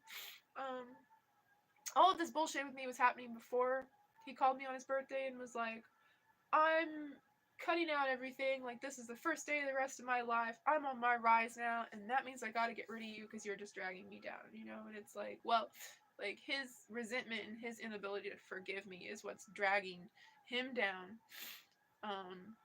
It would drag me down too. It does drag me down sometimes. More often than not, I'm just like, man, I loved him, and I felt so loved by him, and so seen, and like, that was super cool. What a great bonus level that was. More often I'm like that. But yeah. Naturally I'm having an existential crisis waking up from, I don't know, there's like a fucking 6 carved into this like archway in my dream, and it was a really, really weird dream, really intense, weird dream. And journaling about that just like led me into an existential crisis somehow. I don't know.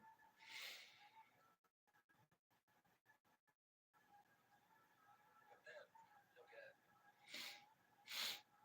some parents coming through and That is not playing. It'll play mine, but won't play that one. Okay, I gotta close it. I gotta close it. Okay, close it and then go back. That's a button on this phone. And then Messenger. Woo, it's bright. Hey, notice anything? I'm fucking looking at a screen. I'm using a phone screen. I'm crying. I'm really upset. I'm like kind of in a crisis mode, you know.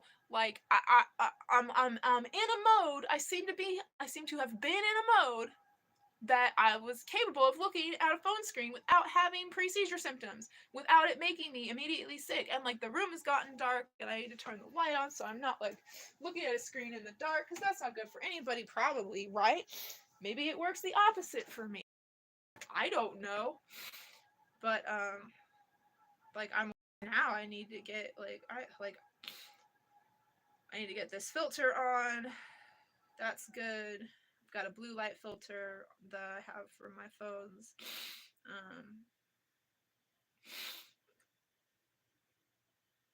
So I'm just trying to get this voice message thing to work.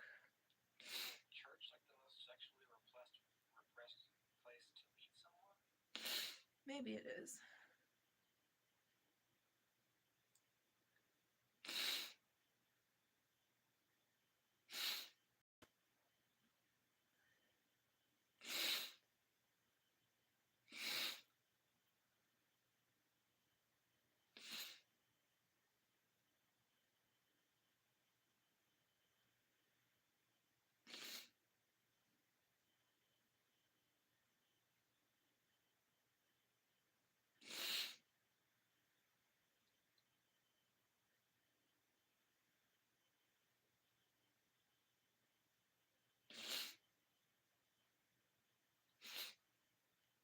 I don't know. I was getting to know a couple of guys last night, and I like the woman that I wanted to like really kind of pull aside. She didn't stick around for me to do that, and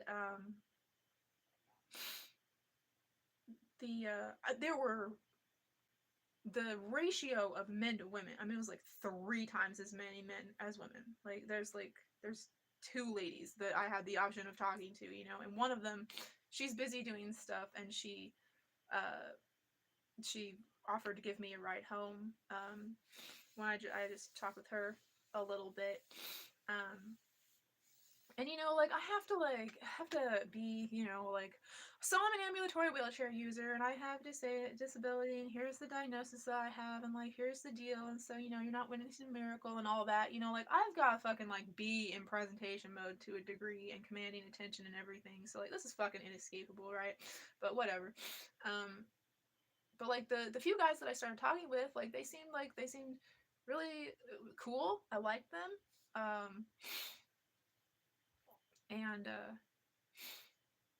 one of them is married, so that's super cool. His wife was really nice. She was so nice to look for like non-potato chips in the snack room, like sweet potato or veggie straws was what I was like. It would be really great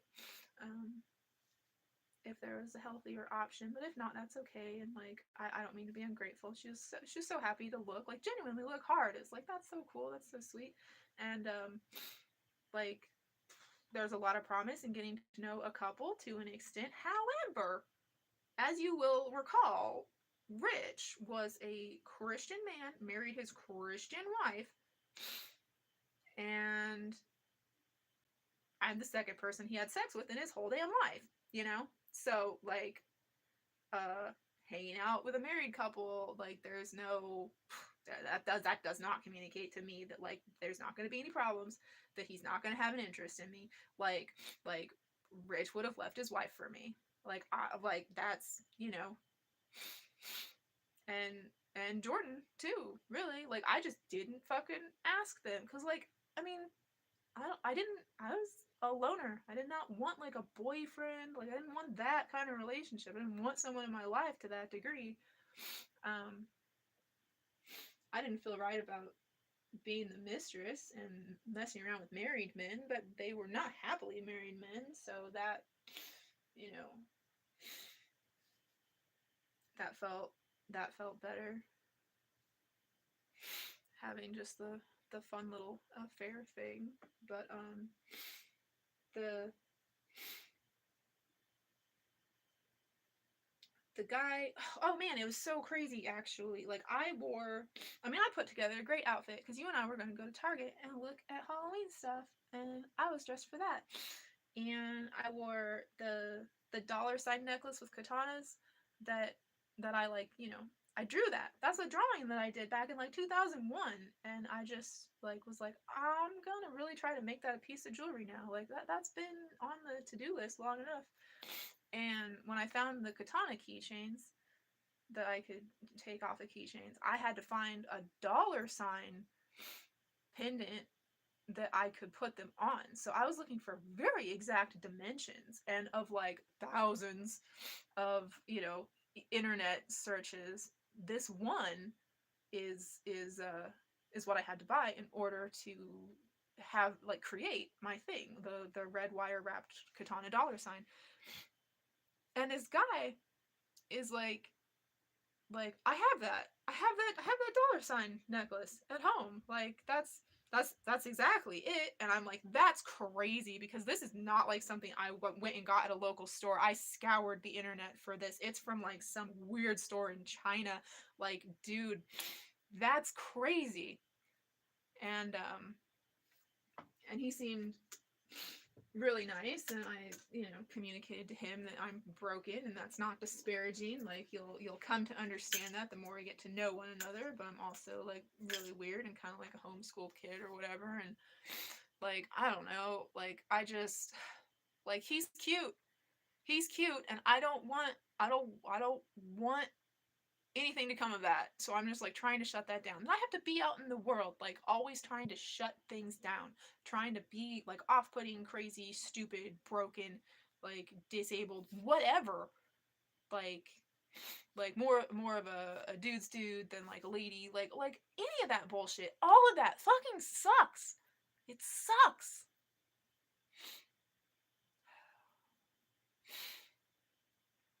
And like, I'm not being part of the change I wish to see if I'm, just leaning into that. And right, like, I don't know, like, there's some days that I feel like I have like a really important, like, I need to have a cause, or I am capable of making great change, and being influential and whatever. And there's other days where it's just like, nah, like, I was, but like, I am more broken now. Like, that is not me at all. Like, I'm not gonna do anything. My life is not gonna amount to anything. Like, I probably won't even write a book, which is like, that's a really weird thought. Is that like, I won't even manage to write the fucking story of my own life in my whole life.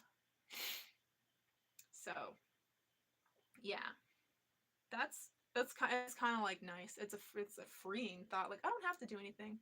I don't have a good voice anymore. I can't sing. I'm not going to be a rap star. It doesn't matter that I'm like freight train getting bowled over by lyrics on the reg. Like, it doesn't matter. Like, I'm not going to be a model. I'm getting way older. I'm not pretty enough, young enough for that. I'm not capable of shit, like just, I think kind of what it's boiling down to is like, if I can just have like nice, pleasant passing connections, like not really connecting to anyone, like not being on the moment, just in the moment, here I am. I don't need to know you. We're not gonna hang out. We're not gonna be friends. Just pleasant interactions. If I can just like pleasant interactions and not get attached to anyone, um, that seems like the way to go.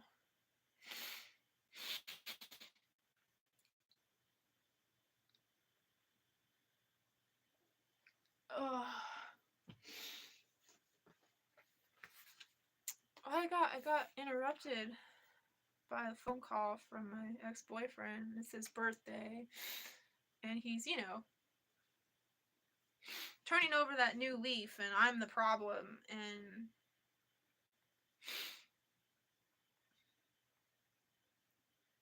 And he can like pretend like that's not what it is, all he wants, really. But like, if it wasn't for what I did, for how I was, and I don't even fucking take credit for this. I really, that's the thing. I don't even take credit for this. That's not even me.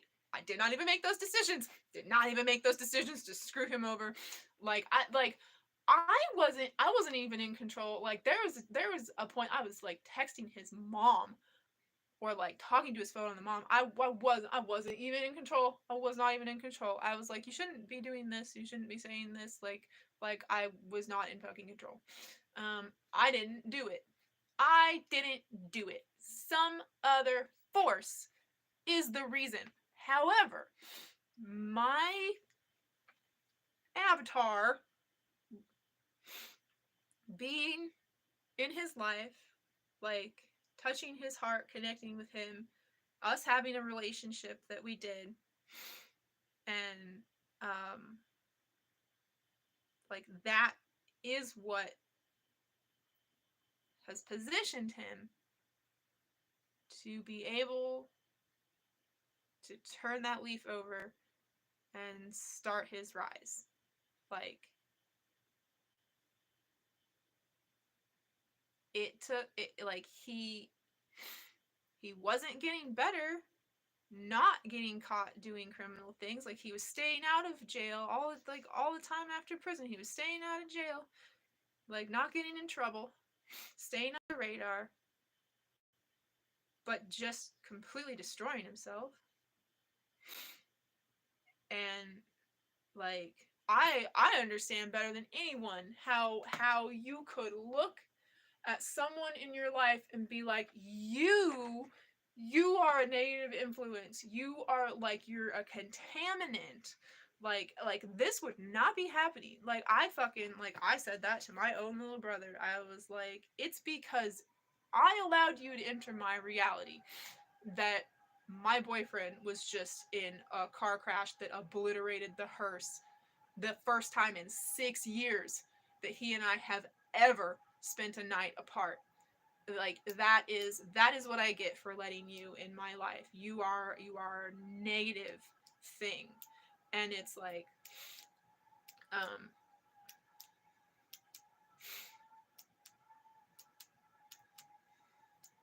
I understand that. I understand thinking like that. I understand, like fucking,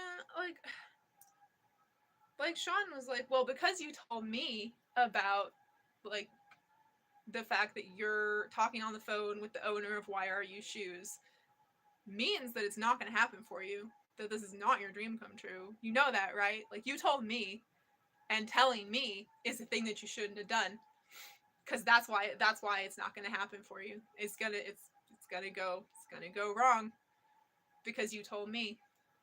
I'm not good for you. Like, he told me that. He told me that. And that's bizarre. You know, like, having that belief reflected to me, and our beliefs do shape our reality. And um I have struggled so much with uh letting people in, letting people know me, telling anyone about anything good that's going on, because that might sabotage it, right? And so I really have just you know kind of conquered that, because, well, here's the thing, is that the only thing that can keep you from receiving the blessings that God has for you is your belief that anything can prevent God from working in your life for you, right? That's where I'm at now. That's where I'm at now. That's where I'm at now. That's where I sit now. So, like, I mean, and I was out in the world, like, I did not want to tell people my name. I didn't want to tell people any fucking thing about me, but not my name. That's relinquishing power. I was plugged into that power paradigm, so I understand how people operate, and I can recognize that this twin flame, this love of my life, like as wonderful as he is, as smart as he is, as intelligent, as wise, as intuitive, as psychically gifted, similarly to me, like, oh, it manifests as schizophrenic symptoms, and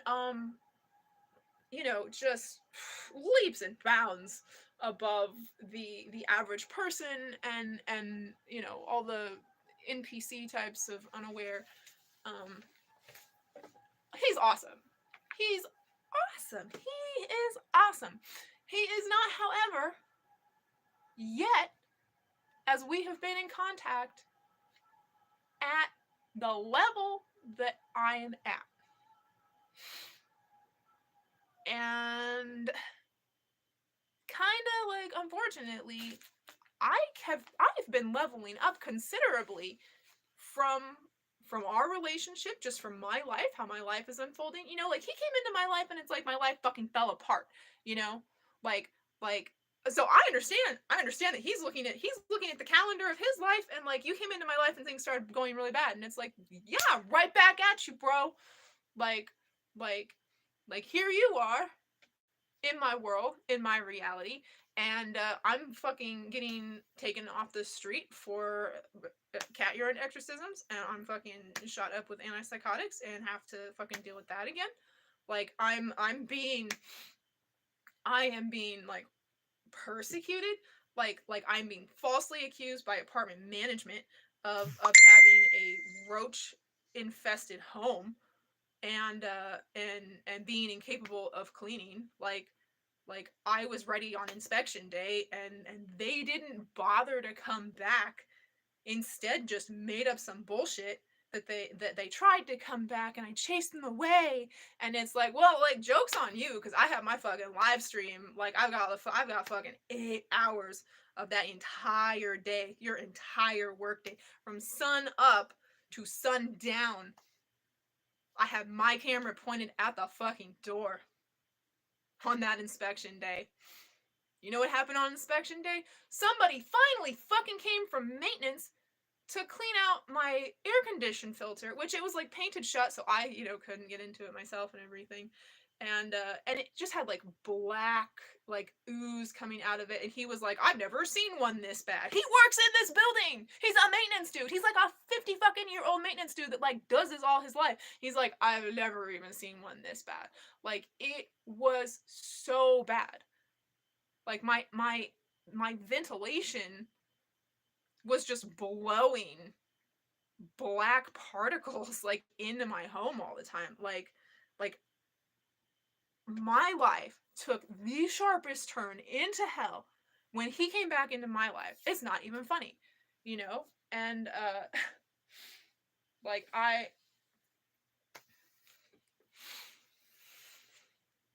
was facing homelessness. I was in a legal battle, which I ultimately won. And everything that I went through, all the trials that I went through, like I lost people that were dear to me. Like my like if I'm just gonna like count all the shit that went weirdly fucking awry to make my life a living hell, and just like slap him on the calendar with it, it's like, shit, yeah, man. Like correlation, sure. Like I don't I don't think I don't think it works like that, though. I think that uh everything that I went through was an opportunity for me to level up, for me to rise to the fucking occasion, for me to overcome the trials. And it's like so funny that like I was in like court trials. Like part of my trial was actually a court trial. Disabled discrimination. I won. It's like so fucking weird. But like I I did it. I didn't fall off. I didn't go back into my addictions. I did not snap out. I didn't burn the building down. I didn't kill anyone. I almost killed someone, and like heard a voice that said the name of my twin flame. and and that was like, what? Huh? All right. Well, snaps me out of that. Okay, I'll just kick this asshole off of me then. Just kick him around and tell him to get the fucking Bible, and that's what I did, and that worked. But whatever. I've been about to end his life, like, no joke, but whatever. And like I I became a better person. I became a better me. And like and he had like the things that my twin flame, that like stuff going wrong in his life. It's like it's choices that you made, unless it's absolutely no different, that like having a drug addiction like that. Like maybe it's exactly like that. Maybe it's exactly like that for him, and all it takes is for someone to be like, here, and he's back in it. Just like I lose control and I'm just a deer in the headlights going through the motions, like not in control. A passenger, as someone else, is deciding my life for me and navigating me through the world. Unless that's what it's like for him and his addictions, like, I can say that he made bad choices. Now, I think that is what it's like. I don't know if everyone with addiction, but I think that, like, if he's in the environment, if it so happens that someone comes around and they're like, and there's an opportunity to get looped back into that, like he loses control.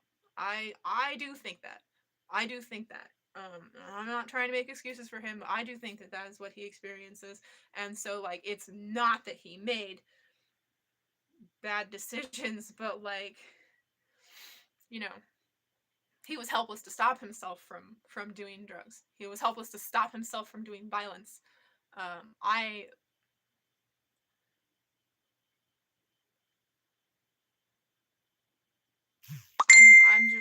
I'm just a little bit more advanced, you know, not a lot more advanced, just a little bit more advanced, and he's never been on my level, really, spiritually, awareness wise, like, he's not. No one is, of course. No one is, of course. No one else has lived every day of their life aware that they are God, that they are the game designer, and the little man on the screen, and the person holding the controller at the same time. No one else, no one else, no one else is on my level.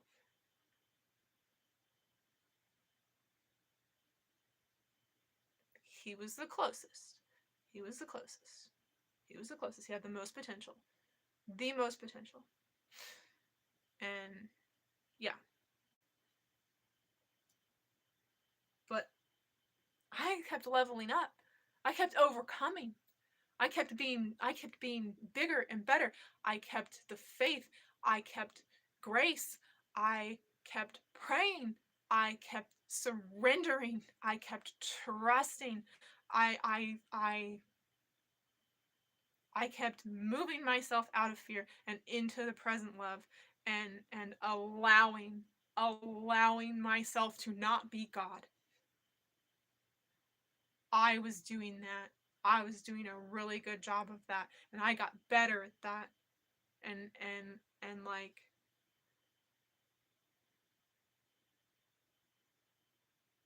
I'm I'm so much higher level than where I was when he and I started. And he's not. I mean, maybe he is. Maybe all of that, like, in a way, I mean, obviously, like, he's grown from it. Like he's now positioned, he believes, like, this is where his life begins. This is gonna be the year that he's on the rise. And I don't know what happened to him the night that, like, I couldn't send him money to get into some sketchy place that wants $20 to let you just, like, have a roof over your head. I don't even know if such a place exists. It's just what he's telling me. It's not a motel. Just send me money and I'll have a roof over my head. Whatever happened to him that night was so profoundly disturbing, changed him profoundly, and he holds me responsible for that. Not himself. He got into a fight and got kicked out of the group home where he was. He chose to get a ride and navigate to this place. He chose to give them money, which they said that he didn't send that. He says that he did. He didn't send proof of that, and I'm like, the way that I operate in this is, like, I don't really believe any fucking thing he says anymore. I really don't. I really don't believe anything that he fucking says anymore. But, you know,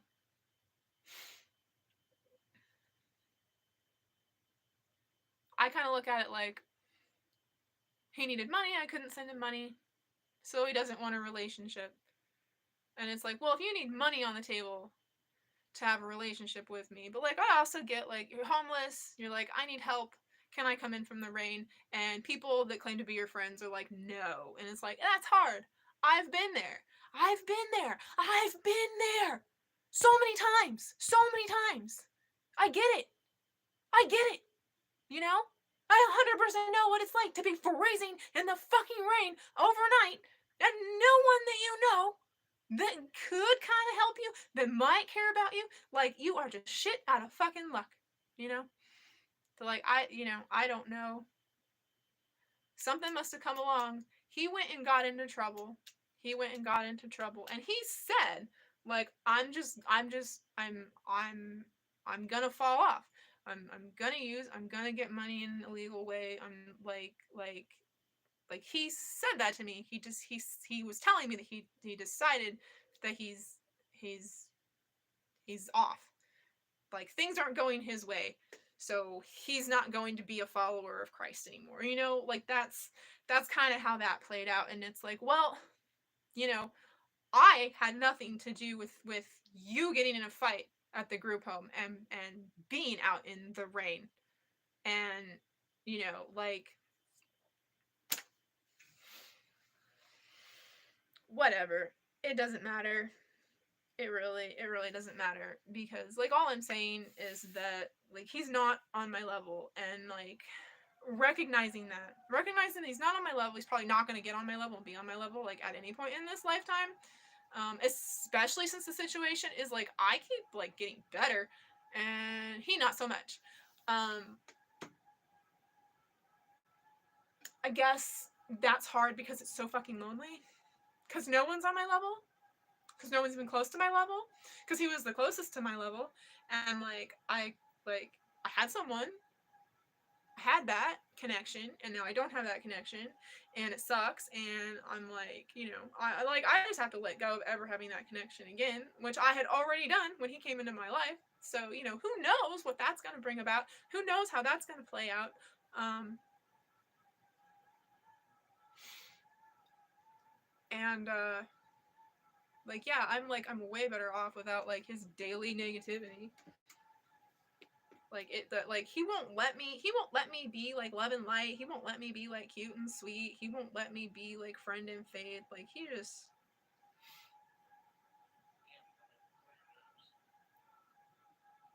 damn homie blow your nose.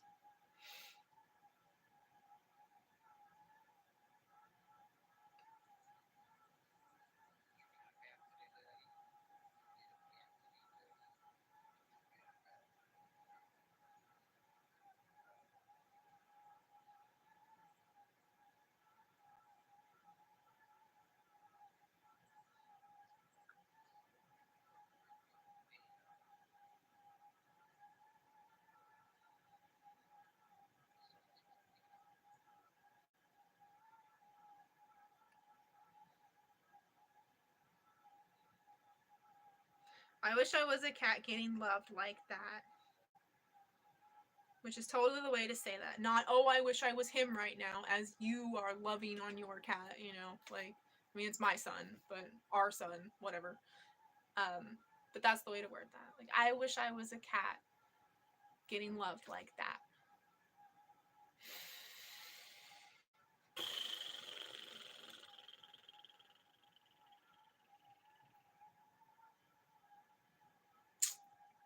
Just like, I don't know, man.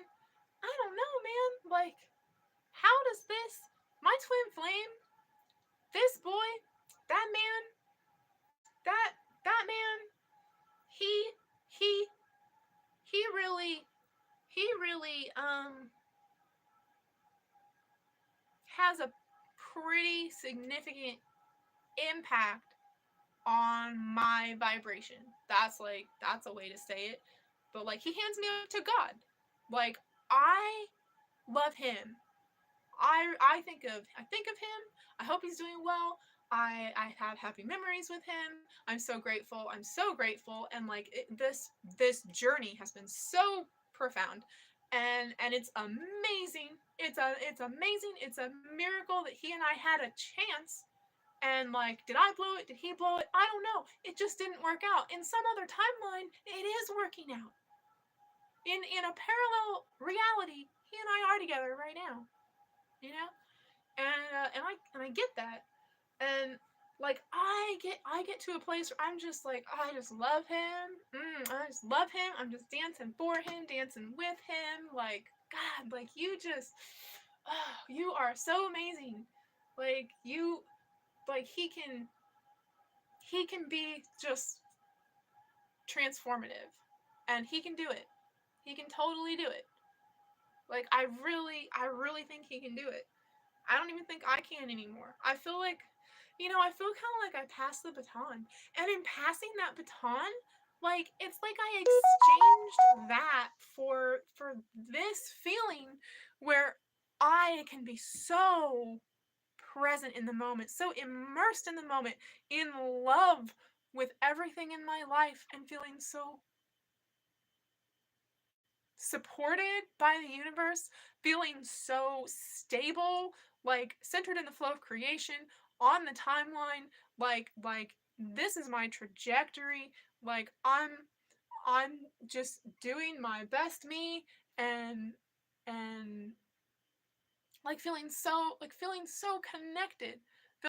connected, to God, in the sense that God is outside of myself. And that's the profound difference. That's what I get from Christianity, okay? It's that I feel like God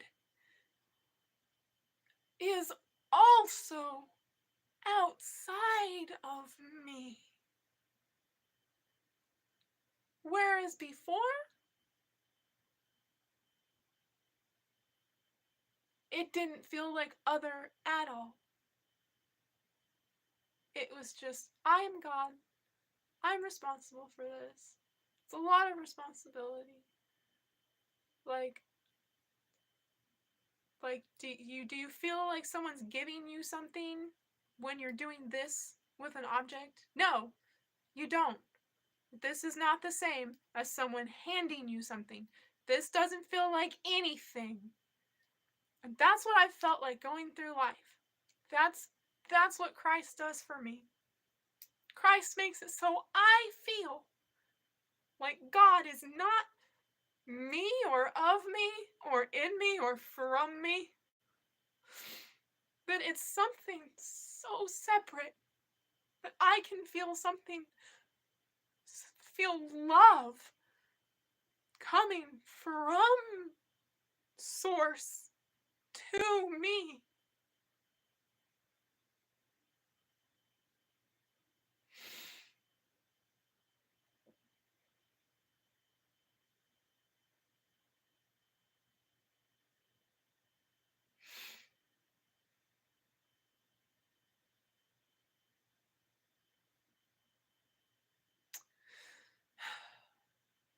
It just so happens that the prayers, the woman she just prayed harder and better for him last night in prayer request than anyone else in prayer request. That's just how it happened. It was like that was just where she clicked in. Like that's just like that, like Source used her for that. And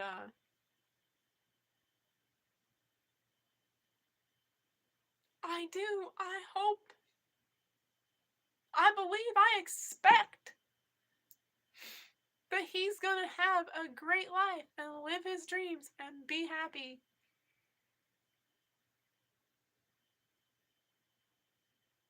In, maybe the very, like, participating in the world, being of the world, having, the fame and the money and the sex and the clothes and the status and all of those things that like doesn't matter to me. Maybe it matters to him. And I hope he has that.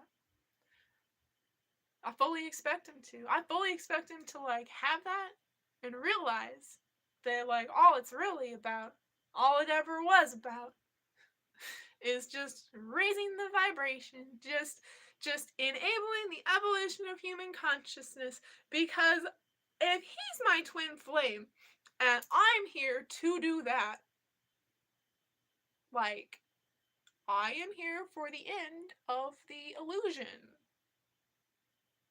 That's why I incarnated. That's why I am human. That's why I have a body. And he's my twin flame. Then that's what he's doing here too, right? Like, so he's gonna do that. He's gonna do that. And I know that he can. He's capable of that. He you know, and maybe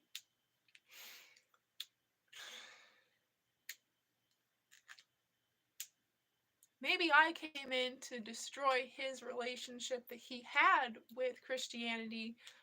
Because was Christianity serving him to not be a criminal drug addict? Was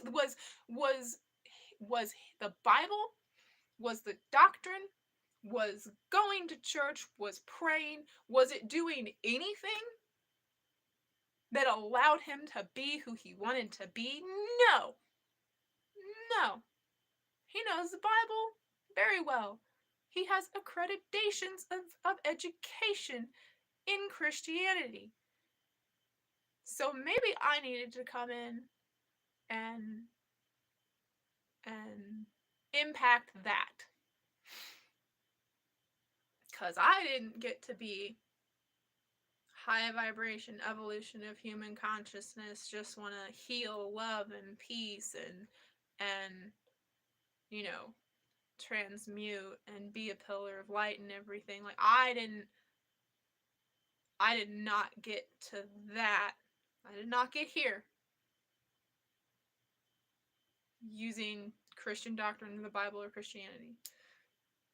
Like, not to a degree any more than like opening a random book and being like, okay, universe, as I am source and all that is, allow this random occurrence to communicate to me exactly what I need right now. So that I know where to go. You know, just like asking yourself for a hint. And like, oh, there I am in the Bible. Okay, yep. That absolutely makes sense. That fits. I can interpret that so that it fits and it makes some sense to me. It's all about how you interpret things, right? And yeah. But I mean, yeah, the Bible can do that. So can lots of things. So can lots of things. So can lots of things. Lots of things can allow you to receive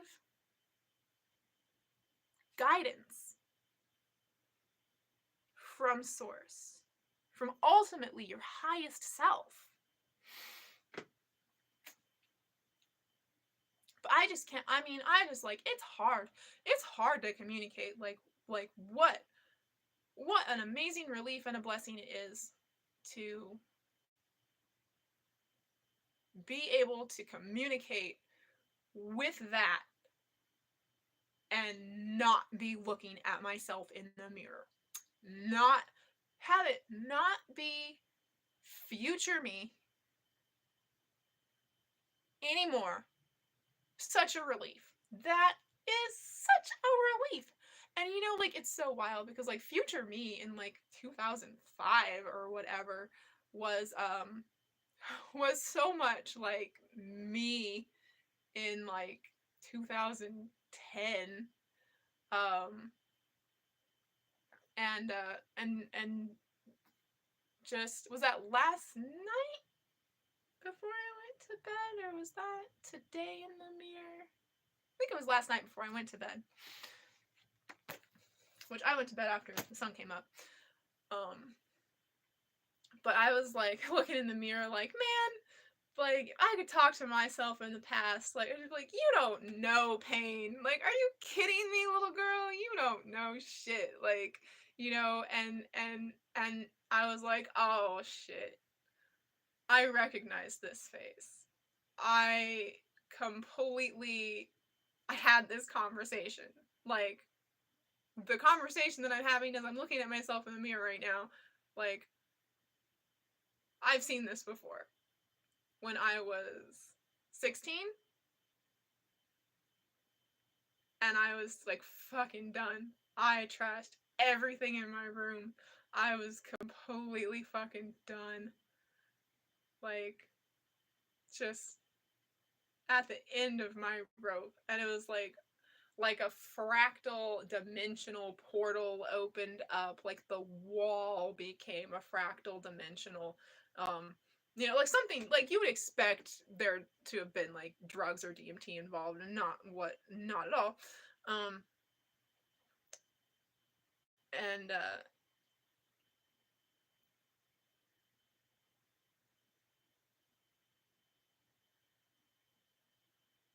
and just the condescension, and just the like the taunting, like being taunted, like you don't even know pain yet. You like where you're going. Yeah, I don't blame you for not hanging in there, but I mean, this ain't nothing. You're about to throw in the towel here? Really? Shit. That's pathetic. That is like you don't know at all how much you are gonna hurt. But keep going. Keep going and you'll find out.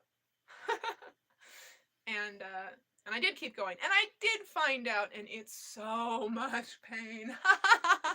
Oh my god, like can you imagine if I like me now, like talking to 16-year-old me, and it's like, oh man, yeah, you think your periods are bad now, but like you have endometriosis actually, and I mean you've never even been writhing uncontrollably, screaming uncontrollably, in pain, from pain in your body, invisible pain. Oh my goodness. Not only is it super painful, it's maddening. Absolutely maddening. And like the life. Wow. Like yeah, you are you are so unaware of how grateful you should be, you know? Like, and that's the part that I missed when I actually was having when I was my future self speaking with my past self, with my present self, future me talking to 16-year-old me. Like 16-year-old me completely missed the whole like you have no idea how grateful you should be. You don't even realize the things that you should be grateful for, and you won't until you lose them.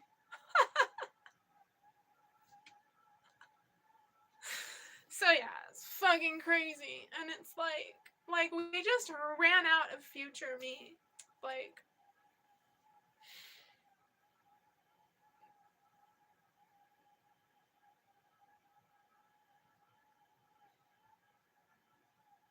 Because like something shifted in 2012, like the end of 2012. 2012 was like major. It was major. It was major. It was like I'd been on a roller coaster of a timeline, and like in a cartoon that the timeline just like dead stops, runs out, and I just whoosh like right the fuck off of that. And where I was, not even an option. There's no getting back to that track, but we're gonna land somewhere. And man, yeah, I don't. I think that I was thinking. I was like, all right, so I had this dream, and I was like, man, I keep track of my dreams, but I don't tell people about my dreams. And like, maybe if I did tell people about things that like could potentially be like guidance for future timelines, that would be helpful. Um, and as I'm thinking this, that like maybe I should just like share everything I dream about on my channel, like just all my dreams. I should just I should have like a consistent dream journal or whatever, you know, which I've had that notion before, but today it was like I think that was like what got me to turn the camera on was maybe this will help someone else. Maybe this will make sense to someone else. That I'm not seeing it, you know. Get more eyes on the puzzle. And after I had that thought, I was like, well, you know, like I wonder how different it would have been if in, you know, at the end of 2012, when I was having the, you know,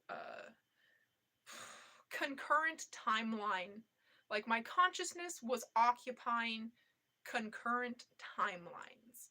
And one was a future timeline. I didn't know how much future, but one was a future timeline, and one was the present timeline. And and and future timeline was like so real that it would be like I was like in a dream, kind of like coming in and out of a dream state sort of experience. But right now I'm just remembering being on the bed and like laughing so hard because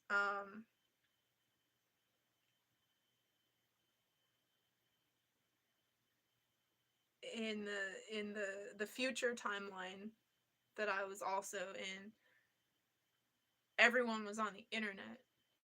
Everyone had to be on the internet. That was the only socialization. And I was like, and I was trying to describe TikTok to my boyfriend in the present reality of 2012, trying to describe TikTok to my boyfriend. It's like Tumblr, but it's like it's faster. It's just like everyone is online, and this is what it does, this is what it's done to the internet, and now everyone has the experience of isolation, and everyone is now on my level. And it's not just my level, right? Not just my level. This is not just about me. Every disabled person who has been living with the experience of only interacting with the people in their immediate household, never going outside. The internet is their window to the world. Like all of those sick people stuck at home in their beds, isolated, and how damaging and maddening that could be, how hard that is to live with. Like the whole world got on our level.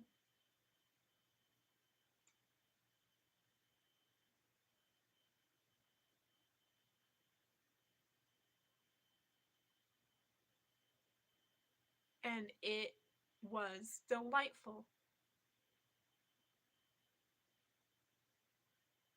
It was a profound awareness, and I was just laughing. I was just laughing. And like, yeah, a deadly disease, a pandemic had swept the world and shut everything down, and so many people were dying. And it was really scary times. And I mean, the toilet paper shortage, like, oh my gosh, remember like I just remember my boyfriend leaving the room one time, and I like it felt like he was in on the joke with me. It felt like he was experiencing the concurrent timeline of the future with me. Um and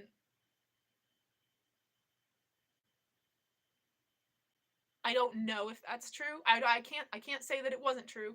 I think that he might have like bought into it to such a degree that like he did have an idea what I was talking about, and that it wasn't, you know, just like crazy talk.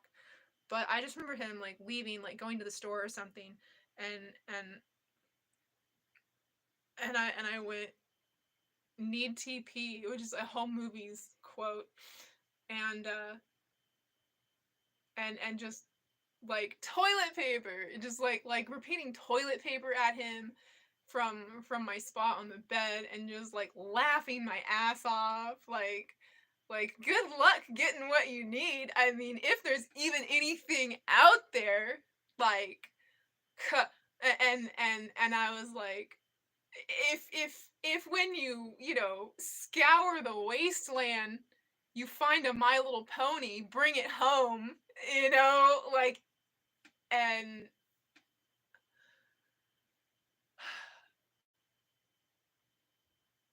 I think the significance of this is that, like, there were times that I was really afraid about the worldwide pandemic, um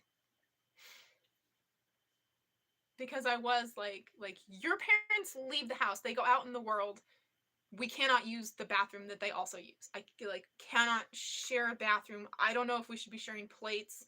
Like, there was that going on. There was that degree, um, which seemed like absolute paranoia, you know, at the time. And I'm not like I wasn't a super fastidious like hand washing type of person either. And for me to like suddenly get like that, it's like, whoa, like why are you like so like delusional, like paranoid, OCD, like all of a sudden, like that's weird. But yeah, and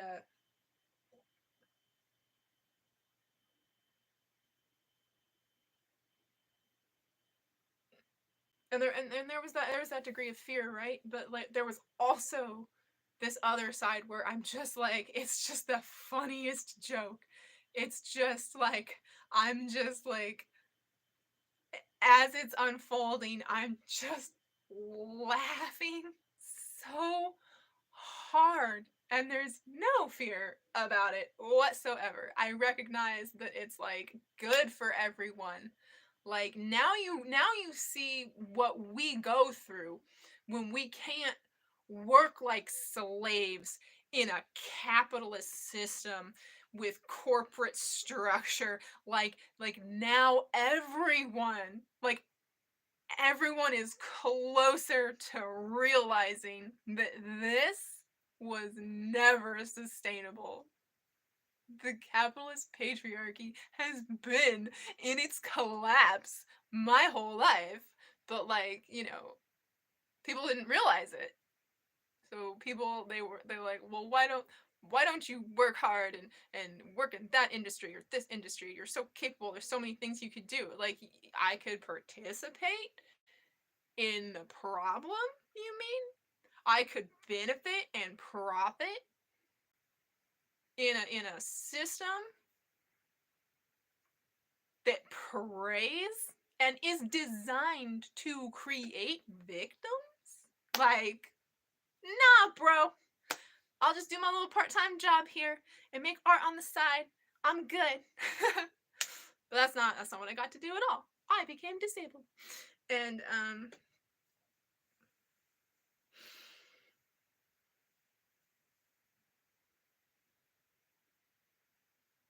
yeah, so like I don't know. I was just like, and I'm trying to think how clearly I communicated any of that, and I don't know because my Tumblr is completely gone. Like, if we could look at my Tumblr in 2012, I think it would be really interesting what I had to say about the pandemic of 2020 in 2012. Because, like I said, you know, like describing TikTok, which didn't exist in 2012, and the toilet paper shortage, and uh, everyone being grounded at home, the whole world being shut down, like because of a deadly contagious virus. You know, like the specifics of it.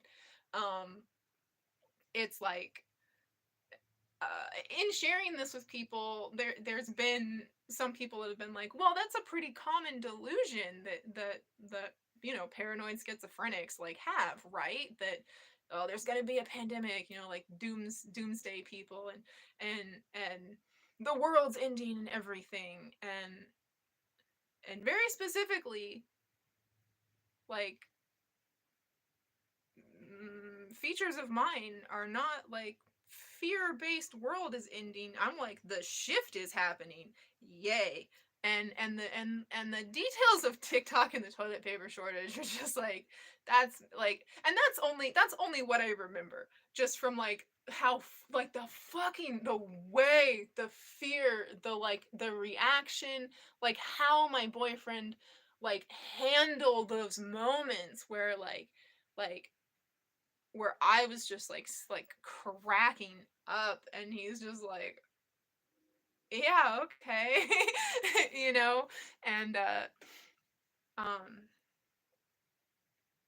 that was really, that was a pretty profound thing that happened, that I um was participating in 2020, uh near enough to how it played out that like it's like when 2020 came around and there was a pandemic, and I had been, from 2013 to 2020, I was like, okay, so I know how this works, and like I was participating, perceiving some kind of like future potential timeline that, like I wasn't in the present, or I wasn't entirely in the present. And it's because my consciousness was expanding. There was a shift happening, like the other like really profound feature of my delusional whatever in 2012, while I'm, existing in the concurrent timeline of 2020, going through the pandemic. I was like, Jesus Christ, not just Christ consciousness anymore, like an actual entity. Like, it never felt closer. Like, it felt like, I mean, like Christmas was tomorrow. I mean, just so good, so good. And I think at the most delusional kind of type, like spiritual experience with Christ, like I felt like if I ran down the middle of the street naked with my eyes closed and my arms flung wide, that I would end up in the arms of Jesus Christ, of a man who is Christ. Like, and I've never thought that or felt like that before in my life. I was like, Christ consciousness, high vibrations, those are like emotions, those are bands of energy that compose the channel that we access when we tune into ourselves, that allows us to tune into source, and that Christ consciousness allows us to be as God, each individual gods on earth, in this dream we're creating together, aware of it, and it was never Christianity. It was certainly not feeling like like, oh my god, like looking over and like talking to something that was other than me. And like, I don't think this is the man I'm supposed to be with. Like, I don't think this is right. And and and and I feel like I'm gonna mess up his life. I'm gonna bring legal trouble on him, because I'm gonna tell on his illegal activities, or just like by way of having so much fear and doubt in this reality, it's going to result in him getting in some kind of trouble or getting hurt somehow, that I did not in this worldly way or intentionally consciously do anything to him. But like, if I stay with him, he will be negatively impacted, and I can't stay here. And I just remember, just like like feeling like Jesus Christ was standing there, like assuring me that that even though I'm just flinging myself off of a cliff, it's gonna be okay. It's like, whoa, you know, I'd been with him for 8 years. I never, like, not, and at no point in that time did I have any inkling of doubt, except for the fact that he hated Nirvana and that he did not himself sing or dance. That's it. That's all. That's all. That's all the. That's all the, like. That's the only doubt that ever crept in, and that was enough. And that was enough. That was enough. Um, and there's a lot of like worldly, like hindsight 2020, like red flags that I can point out. But as far as just that, like, something isn't right here, like like I've evolved beyond this. I'm going somewhere, but he's not at the level to come with me now. And as scary and as sad as that was,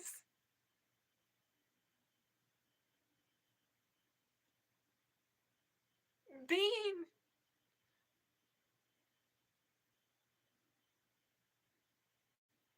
like having that feeling of Jesus Christ right there, it made it okay.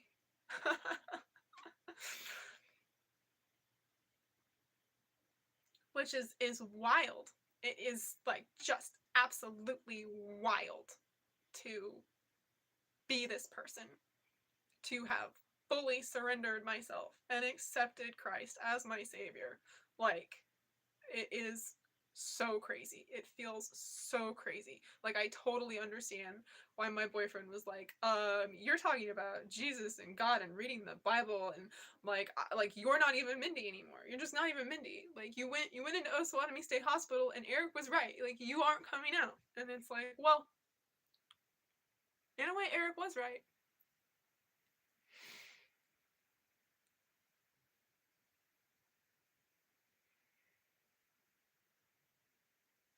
But it felt like the right thing to do. It felt like the right thing to do, and it continued to feel like the right thing to do, even though it was hard and awful. And there were so many situations where, like, I was not in a good place. I was homeless and in dangerous situations, and you know,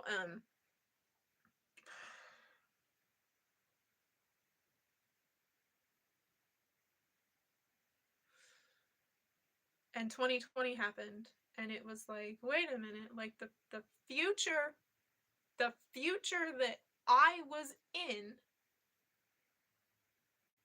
when I decided, if I can't get his family to give him an intervention and get him to stop drinking and smoking pot, then I am fucking out. Like,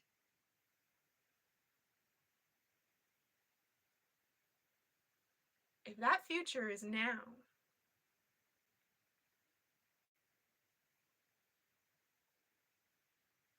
then I wasn't crazy. That wasn't a delusion. And in no way is Christ a delusion either. And so this relationship that I've had since 2013, where it's like, well, now I sometimes pray, and like I pay attention, like the name Jesus is in my mouth, like I'm I mean, I was super super different, but I wasn't all in like I became all in 2020.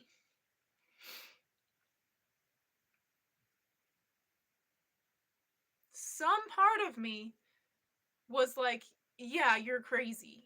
Like, everything that happened after that, like 2013, and you're like, you're, I mean, just like being in the apartment and just like repeating the name of this guy I just like got in my head. That's my twin flame. Like, that's what that was. That's why I was super drawn to him. That's what that was. And I messed up, and I guess I blew it for this lifetime, but I just have to keep going, and I'll see him again. Like, it all roads lead home. We're only going home. in the end, like we can only be together, and if it's not this lifetime, then like I guess I'll go around again, and so be it, whatever, you know, and just like completely let go of that, you know, and and and also felt like this whole twin flame thing where I'm like playing this game of chasing the light. Chasing the light is what I called it. Like that felt so delusional. Like it felt just as delusional as believing in Christ. And but lo and behold, like I would be like Lord, tell me when to step, tell me which way to turn. I was homeless. I didn't know where to go. You know, like tell me which car to flag down and hitch a ride, because I'm gonna freeze to death if I don't get in a warm place and there's nothing open at 3 a.m. You know, and I mean,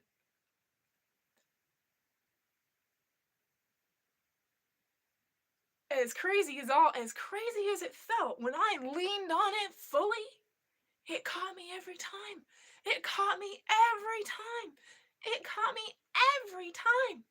And I mean, I had men in my life that were like I am here serving God. God sent me here for you, to support you. Everything I do for you, don't thank me, thank God, because it's only him. Like I should not be letting you in my house or in my world, or I had a man of God brought went to Walmart, bought me clothes that he really thought would be me and help me feel like myself and look like myself, um present the right image in the mental hospital. Brought me clothes, like not just fucking random clothes, like he shopped for me and brought me clothes.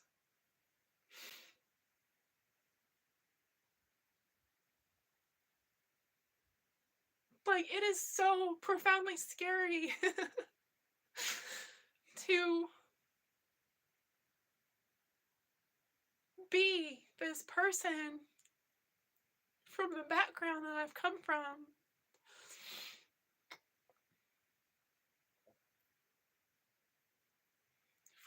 spirituality to just Christ. I have a relationship with God.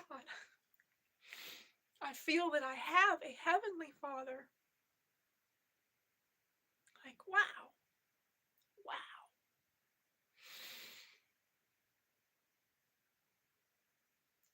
But yeah. So 2020 happened, and I was like, okay, so if like my consciousness actually really does really steer where our little roller coaster cart goes along the timelines, because like I was hitting here on the map, and here the whole world is on the map in a pandemic. I need to make sure that I'm not manifesting hell for anyone. There was no way for me to ignore that anytime I drank a drop of alcohol, my vibration lowered. There was a shift. I mean, like a train track, like something so spiritually palpable that I kept wanting to ignore and deny. Like, no, I'm just imagining things are being negative, and as happy and as joyful social drinking, it did not matter. It was like this darkening. It was like this density increasing, like gravity becoming like more. It was unavoidable.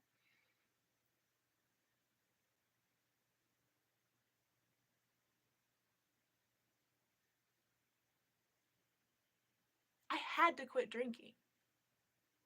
I had to quit drinking.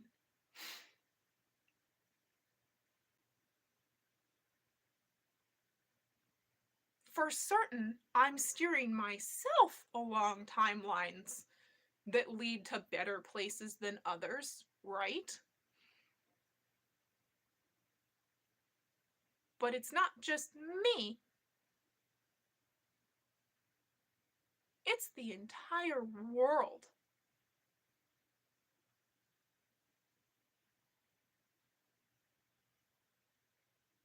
And I needed to take responsibility for that. So,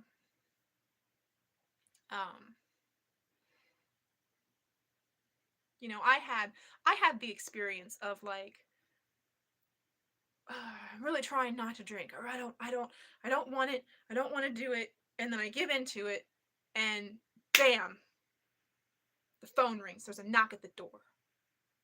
A shelf falls and breaks. A light bulb blows out. But like I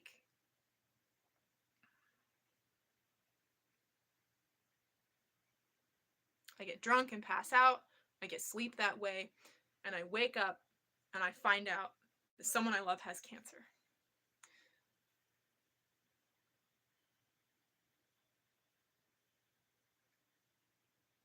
I felt like this like doom, like this just like monstrous like fucking power. Like I feel so fucking godlike when I drink, but not in a good way. Not in a loving way. Like so like sociopathic, psychopathic for me drinking. And part of me was always aware that it's just like fuck it. It just felt like I felt like pulling the lever. Like I like as soon as it kicked in, I would be like, yeah, this is so fun. I'm in a good mood dancing around, but like, but also,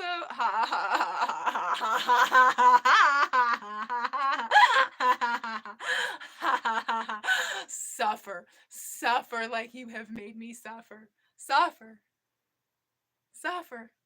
I hate you all. Suffer and die.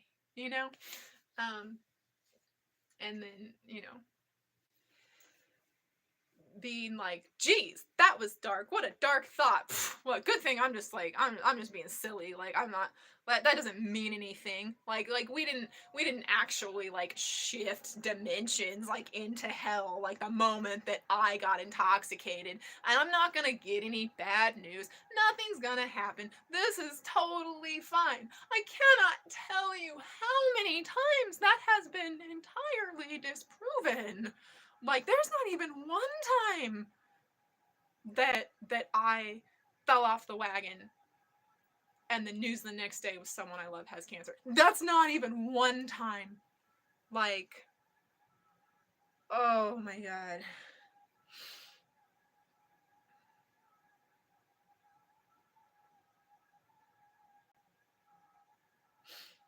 And I was all in with like what I have to do to heal my generational trauma, what I have to do for everyone in my bloodline is not drink. I have to not drink for all of that. I was already trying to put that on to me to not drink, you know? And that wasn't working. But like the whole like all of reality, like if I'm the one person that knows that they're God in all of reality, and I'm steering, and I'm steering, or if at any point I have my lever on a track shift, like train tracks, there's a lever that you pull, like chunk, chunk, chunk, chunk, like.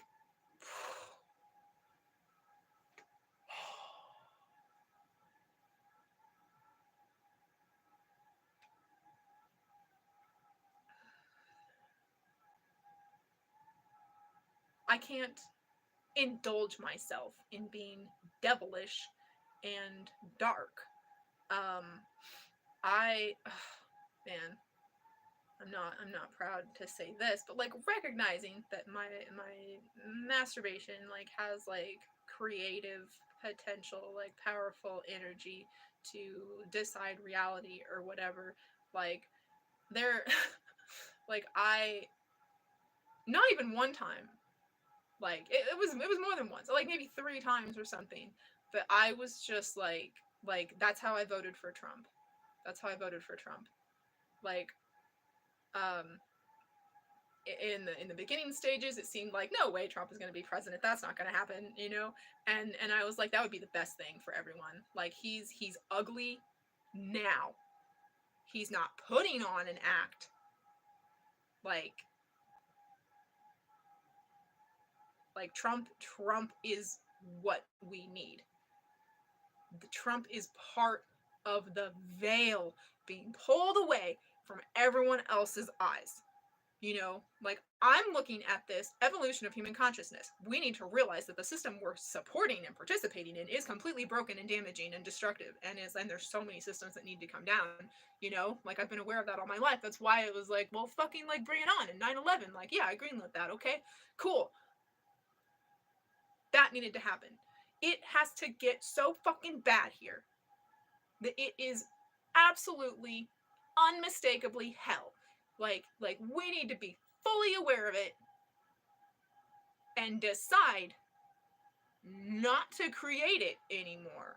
You know, like I was creating hell. Like for me, things would go wrong in my life. You know, it was bad when my vibration lowered. Like when it felt like I shifted in. Well, I'm gonna experience bad things. Like okay, that's just me. But then it was like no, that's other people. Like you drinking is affecting other people in reality. They like is not any direct connection. Like you are poking dominoes that you don't even know, bro.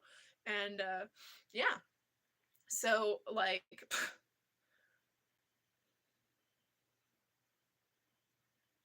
that's that's how to talk me out of drinking. That is that's the key to talk me out of drinking. Someone would have to believe everything that I just said, or at least act like they did, and like present that argument to me when I'm trying to argue for it, to talk me out of drinking. Like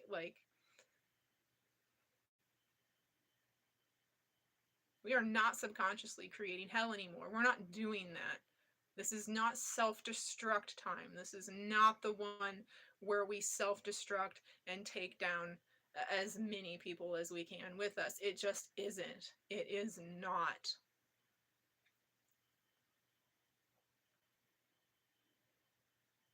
This is profound shift. This is awakening. This is ascension. It is uncomfortable. Yes, there are a lot of people that cannot go with us. Yes, we are moving onto tracks, just like roller coaster tracks. And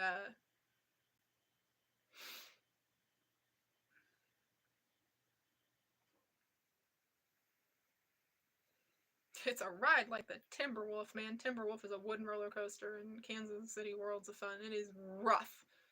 It beats you up. It hurts. This is the Timberwolf.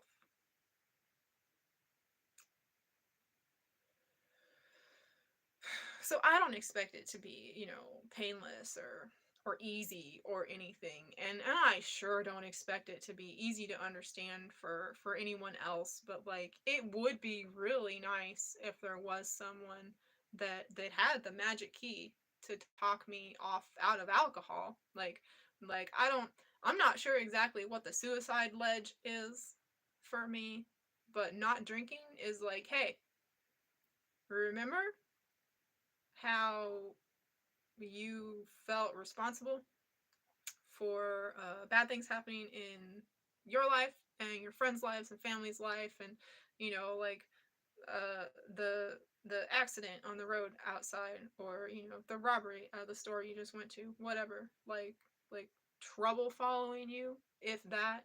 Like remember that feeling.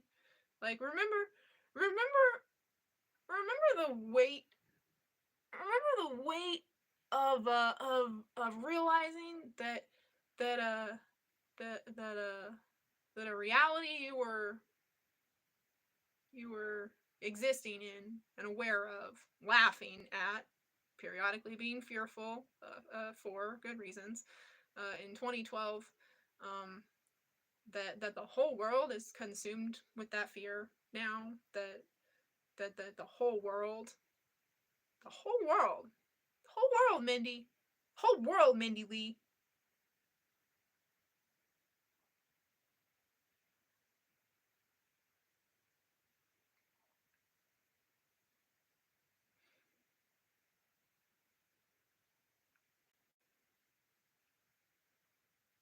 It's like we're creating the experience for ourselves.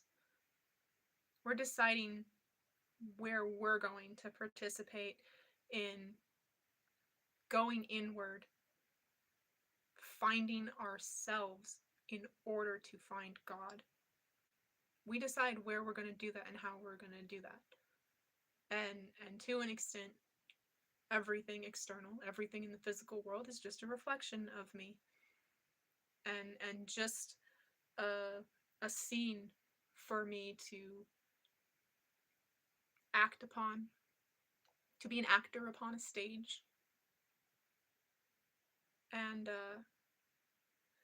to just move me up, and it's part of the evolution of human consciousness. But it's not just me in the world. It's not just me.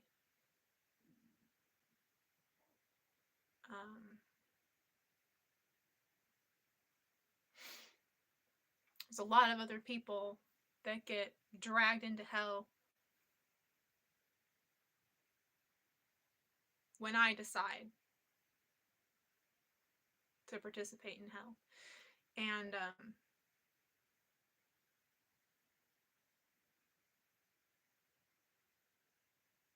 I don't necessarily think that the pandemic was a bad thing. Another reason for that is because what the pandemic, for one, people are washing their hands now. People were not washing their hands. People are now washing their hands. That's a very good thing. But a lot of people suffered or died or were more fearful because they were vulnerable. And the things that made them vulnerable were environmental factors, some that had been at play their whole lives, like in play their whole lives. Like if you have a chronic illness, if you are overweight, like if you're not eating well, you know,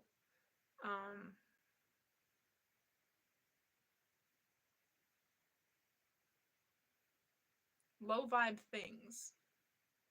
It definitely was something that like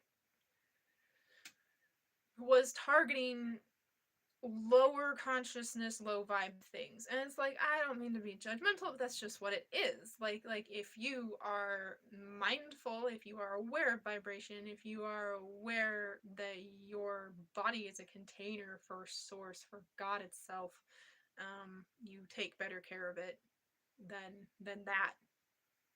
You do. You don't smoke, you don't drink. You do right by other people also, you know. And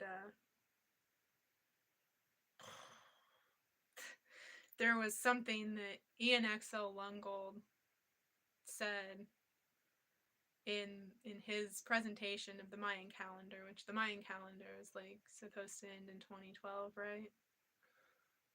I think that's when most people had the awareness of that shift happening, but it was actually October 28th, 2011. And 2012, like from that point on, we were transitioning to somewhere else. But toward the end of his presentation, he was like, do a whole lot of people have to die to improve the average vibration of consciousness? Like not in those words, but like he was like, yeah, maybe 2/3 of the population of Earth needs to perish, and there's going to be really wild, scary things happening, but also maybe not. And I had been, you know, operating like so fully, you know, like the 4 years before 2012, like so fully that yeah, maybe not. Like I believe that it doesn't have to get worse before it gets better. I believe that that a whole bunch of the population of the world doesn't have to die There doesn't have to be an extinction event type of thing. There doesn't have to be any of that. Like, I believed that. I was holding that door open, and that led us to 2020 pandemic. Like, huh. Well, I guess it could have been a whole lot worse then, huh? I guess it could have been a whole lot worse.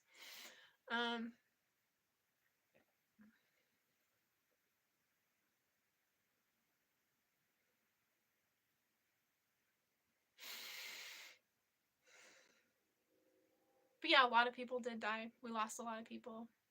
And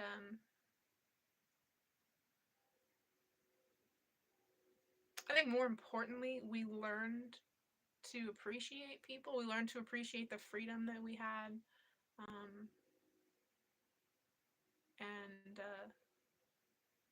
And everybody was suddenly faced with like the awareness that like you could do everything right and just like winning the worst lottery, like you didn't even buy a ticket, but you won the COVID lottery and someone you love died, or you got sick and you almost died. You were deathly ill. I have survived severe pneumonia on many occasions in my life, long before COVID ever happened.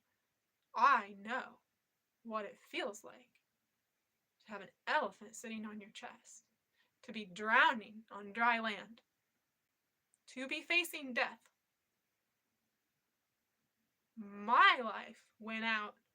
I died from pneumonia and bronchitis and was revived by being thrown in a bathtub and rushed to Children's Mercy Hospital, where I died again because, as it turns out, I am severely allergic to modern medicine that really not very many people are allergic to. And I should know it because I have to tell it. And it's always on my wrist when I'm in the hospital. I'm in the psych ward. Augmentin. Yeah, that's the thing. And whatever the Augmentin. Penicillin. Yeah. Those life-saving medications kill me. So, you know, if you're looking for a canary in the coal mine type of like I'm that. I'm definitely that, man. Like I would have died if I didn't change my diet. That's crazy. So I need to focus on being in high vibration and engage those things that that feel woo woo spiritual kooky enough that I can kind of like dismiss still. Um and I know one of those things. I quit Mountain Dew last year. July 27th last year, quit Mountain Dew. I quit pot 2 years before that, and I have not had alcohol for 4 years. So a year without Mountain Dew, caffeine stimulant like meth, and 2 years without pot, pain management, sleep aid. Recreation, kind of not really, but sure. And 4 years without alcohol, and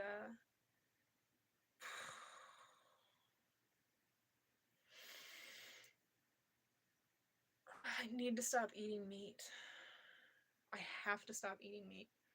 I have to stop eating meat. It is participating in slavery and suffering and pain and trauma, and like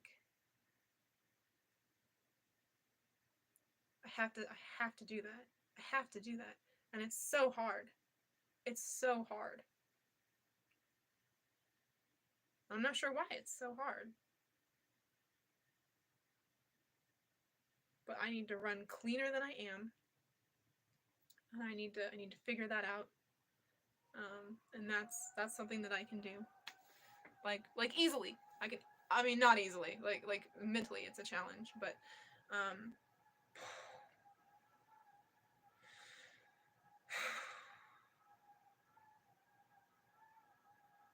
Okay, so this is the day that I quit meat.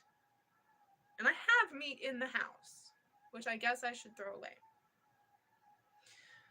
I mean, I can pick the meat out. I can pick the meat out of most things. I seem to be eating something, and I'm not sure what it is, because like I'm I'm still experiencing like so much inflammation, and my system is irritated, aggravated, and I'm avoiding corn. I'm avoiding um, rice, nightshades. I'm not having tomato. I had a little bag of Ruffle potato chips at church last night just to hold me over. Um, but my system is so inflamed. Shouldn't be this inflamed. And and I took communion yesterday. Man, I took communion. I took communion and I was like, this is the blood, and like I this is the blood I am soaked in. Like this is the blood that I lust for. Like this is what fills my hole. This is my intoxicant. This is my inebriant. This is my escape, and the escape isn't even an escape. It is full participation. It is it is it's participation and surrender. Like it's weird. And it's so hard to talk about because I've been like a cutter, you know, for 30 years. And and my blood was like my drug, and it felt a certain way. It plugged into something. And when I hooked up with my twin flame, I don't I don't know if it's my shift in my relationship, taking communion, like I asked for that. I asked to take away that bloodlust. I did.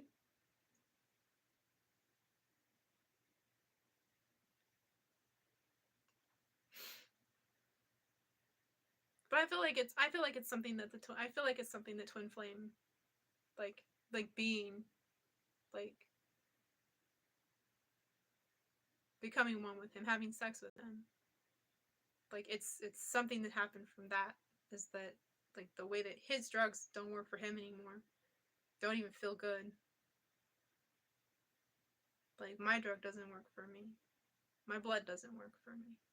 It doesn't feel like power. It doesn't feel like sex. It doesn't feel like love or comfort or calm.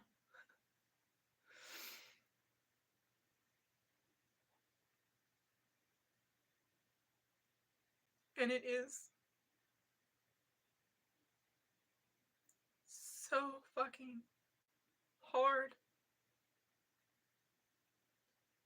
to know that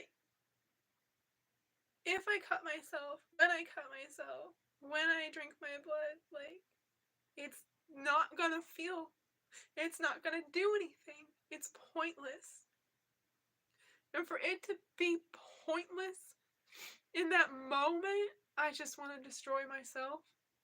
I just want to, like, in that moment, I want to keep cutting myself again and again. Like, I'm like, there will be an amount that feels good enough, but, like,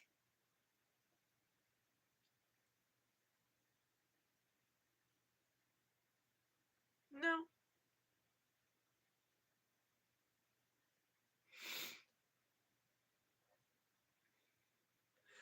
And I know that when I remove meat from my life, I'm gonna want my blood more. I'm sure of that. But I'm gonna want my blood to feel like my magic blood. But my blood's not magic anymore. And you know, maybe I'm not magic anymore.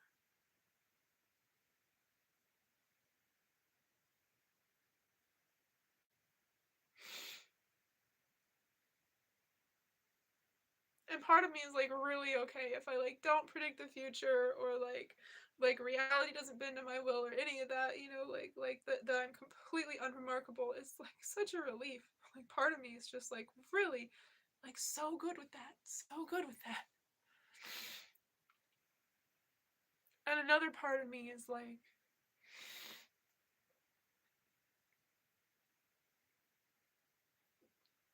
well, don't I have these gifts so that I'm, you know, helping? I mean, I say serving God, but you know, just like raising vibration, helping. Um,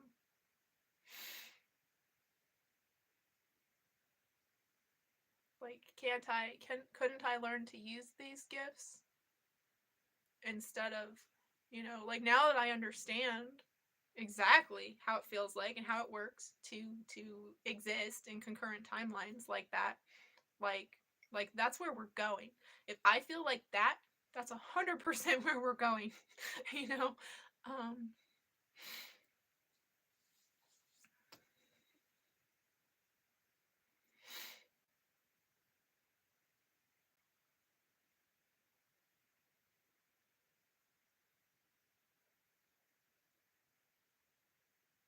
but I mean,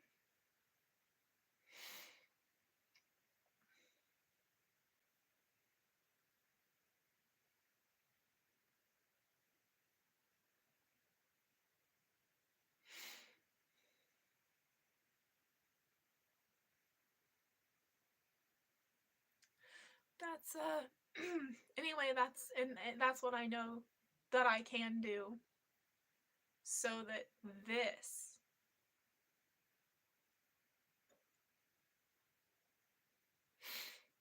stops feeling like a loop. If I feel like a loop, because I felt like a loop today. That's why I turned on the camera. I feel like I've looped.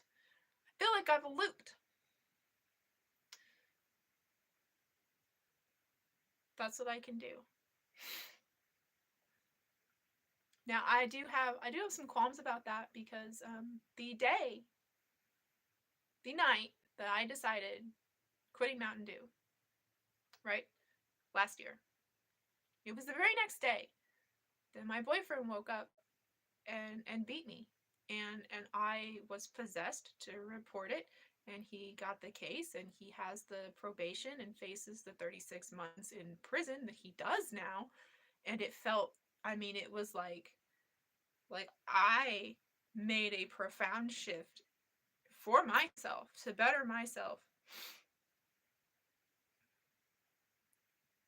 And it seems to have had like the opposite effect.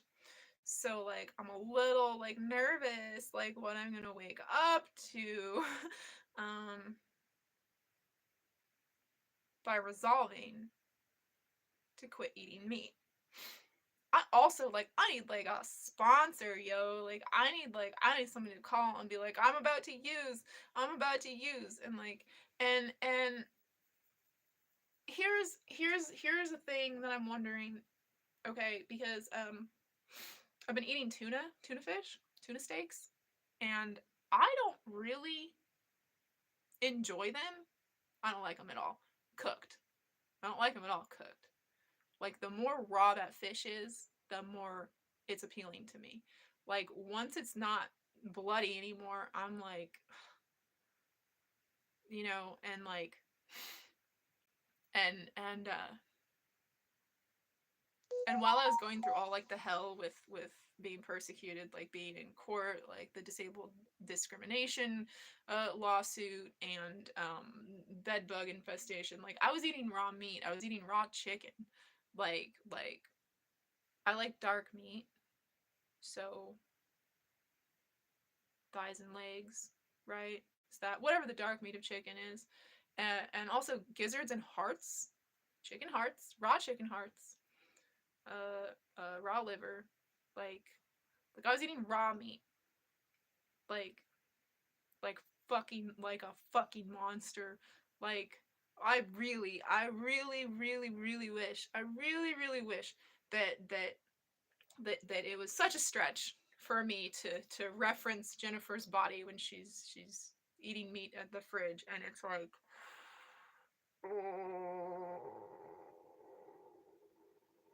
no, man, like it was like something was fucking wrong with me. And yeah, um so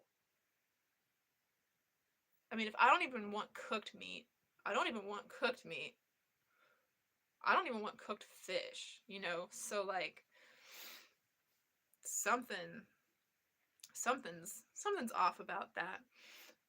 So I don't know if I should continue to eat fish, because I don't think of fish like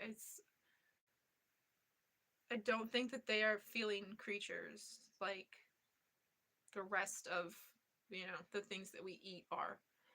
Like it seems pretty simple and logical to not eat a pig. Pig's very intelligent, you know, a chicken. Chickens are pets. Um like birds. Oh my goodness, like we do not respect birds like we should. Oh, pigeons, poor pigeons. Domesticated and abandoned. Um and cows. Of course I don't eat beef. If I can avoid it, like I have to be like really hungry, or just like, man, just fuck it, okay? Like if somebody offers me a hamburger, it's like, no. Like I don't never liked eating cow. I love cows. Um I don't feel any such affection for sea creatures. Don't think that they're the same. I don't think they're the same thing, but maybe they are. Um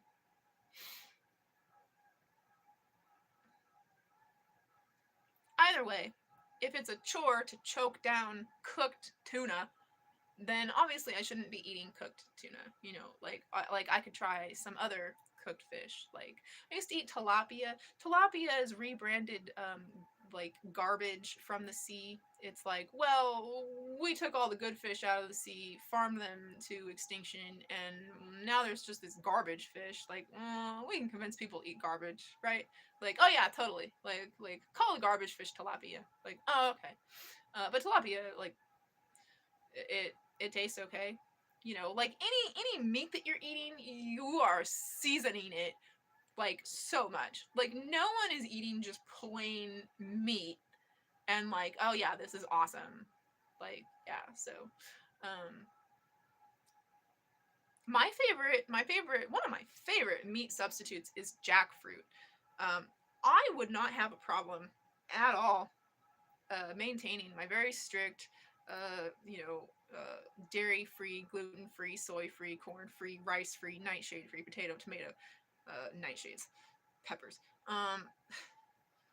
and meat free uh, diet if I had the money to support that lifestyle. I have a food card that does not pay for that. It does not cover that bill for me to do that. And I wish I could figure this out. I know that I can. I know that I can. I know that I can. It's super hard. Eating, cooking, all of that super hard. Shopping for food, so fucking hard. And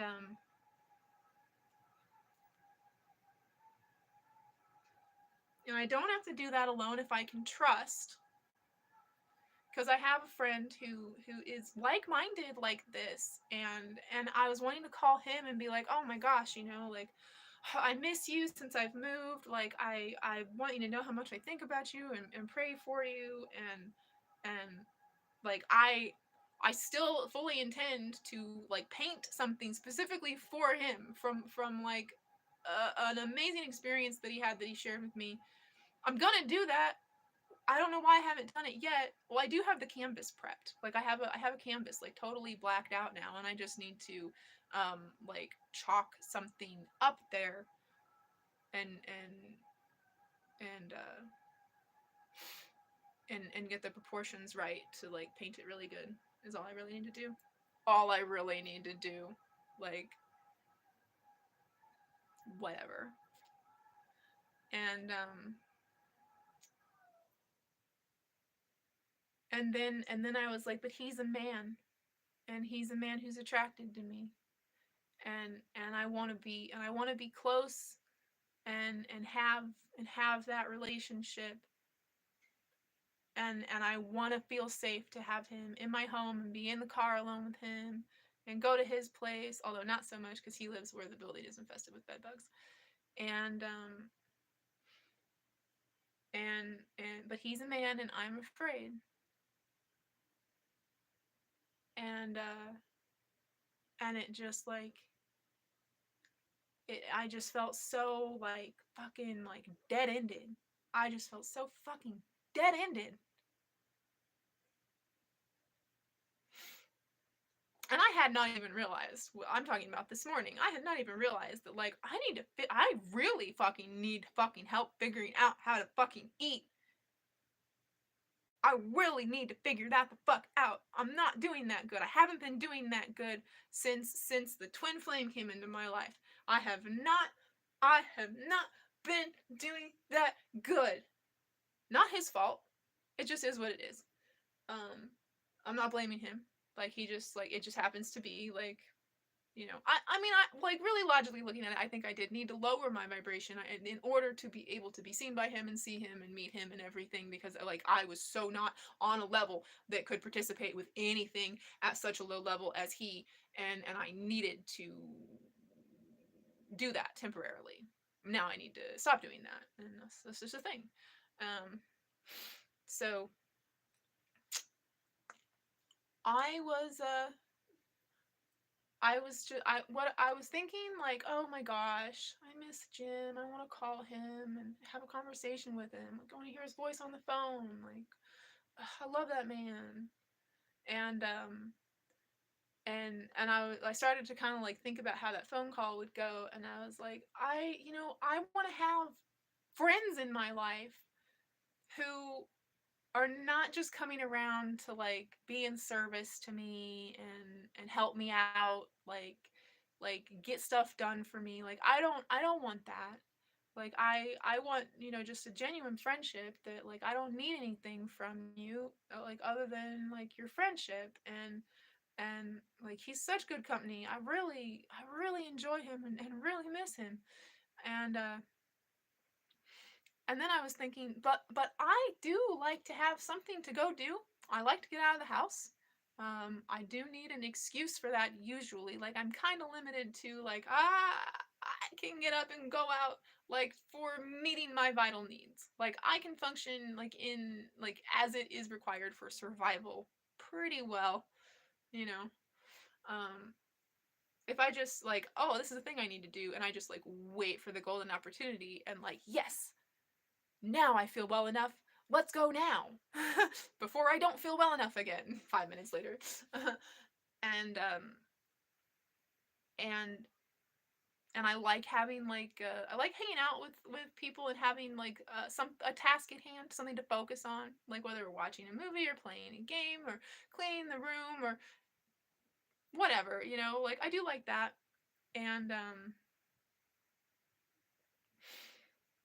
And so, it wouldn't be so bad if he took me grocery shopping or whatever. But like I live, like 40 minutes away from him at this point. And like I don't know, I don't know. It just it just felt like taking a leap. It felt like I don't know if I should be doing that. Maybe that's weird.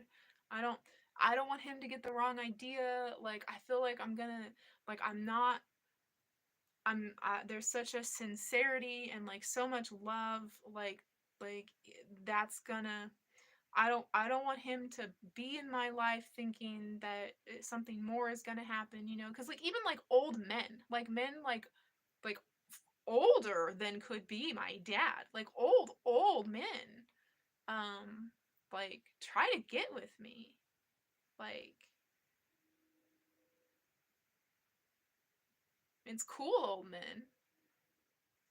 and And it's like, I mean, no, honey, like, I see you, I see your light, like, you're beautiful, I love you, you're my brother in Christ, like, but it's not like that, like the love that's pouring from me is just directly from source. God loves you. I'm just an expression of God loving you. My twin flame ex-boyfriend, he hated when I said that I'm God loving him. You know,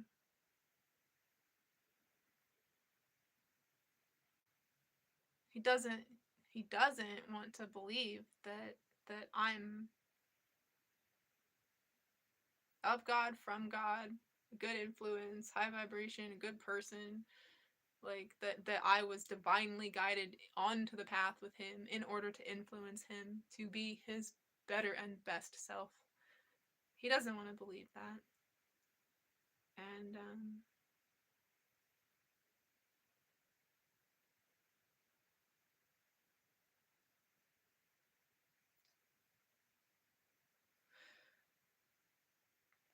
I think that's probably why I meet most people is like, hi, I'm an opportunity for you to be your best self. Like,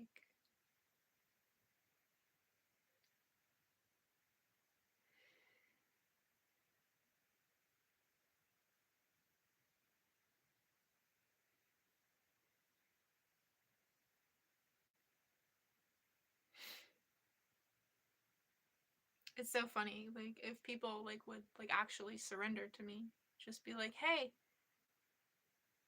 I don't feel well. Like, tell me what to do. Tell me what to try, and I'll do it. And it's weird for me that more people aren't like that. I was like that. I was sick. I was facing death. And anybody in the world that was like, "Hey, I kind of have a thing, don't want to overstep." It's like I will do what you suggest. The only thing I refuse to do is drink my own urine. I will not drink my first morning pee. I'm not doing it. It's not happening. That's the only thing that's off the table though. Seriously. So, yeah. It's kind of like that's how I got here. That's why I'm doing so good. Because I took the heartfelt, like, humble advice of others. I took direction.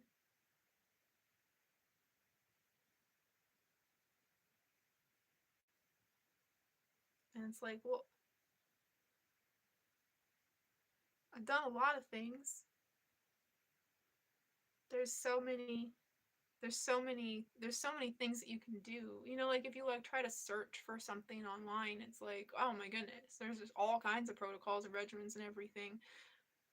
I did what real life world random interactions. Like that guided me through it. Um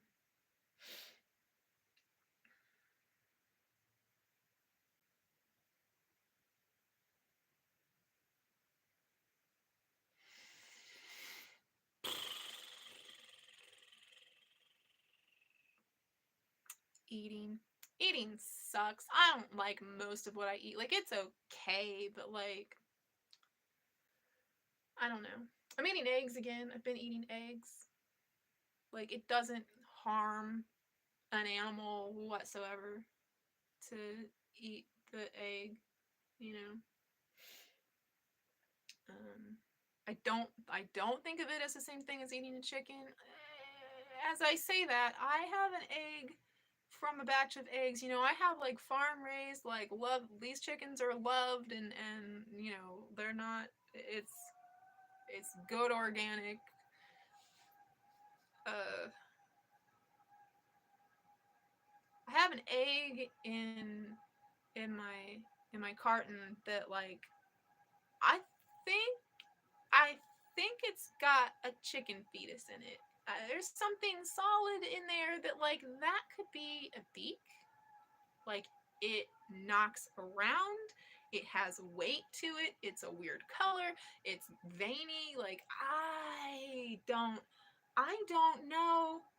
I don't know at what point I'm gonna like open that Schrodinger's box, but I'm not sure how it's going to impact my enjoyment of eggs. I don't enjoy eggs all that much. Like I put deep greens in them and vegan cheese and nutritional yeast and turmeric and garlic and onion and I make like a very dark green scrambled egg, and it's very good. But like eggs, it's like eating plastic or something. Like just eating an egg, it's like this doesn't even seem like it should be food. Like who first ate this and was like, yeah, okay, we're gonna do this. Like that's weird. Like I don't know. I don't really enjoy it all that much as is, I guess. But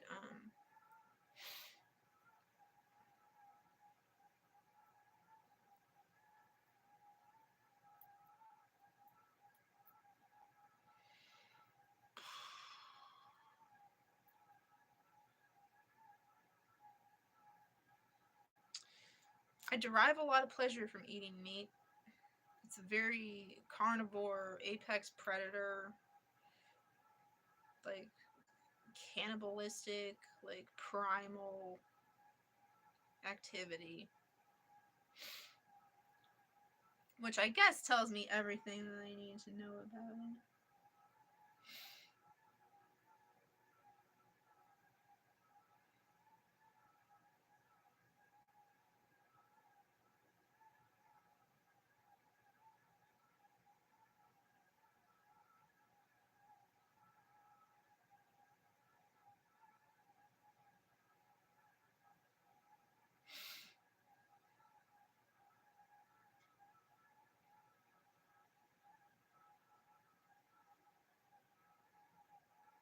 I feel I feel like I'm at one of those crossroads, like those positions where I need to make a change. Like I've got to put something down in stone in order to proceed forward.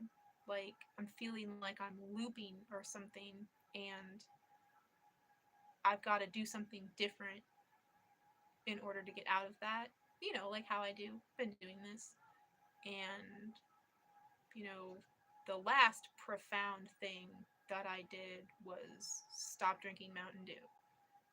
And the thing before that was stopping pot, and the thing before that was stopping alcohol.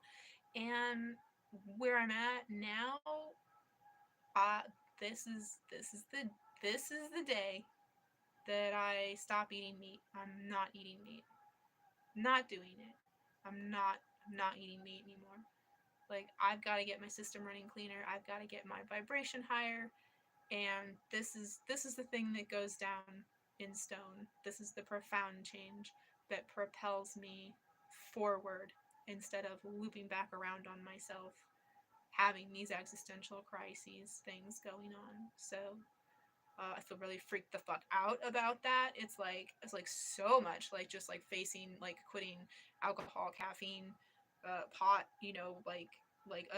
An actual addiction. I'm just like, oh my god, like I'm not gonna eat meat. Like, well, you're not gonna eat meat today. Like, like okay, yeah, one day at a time.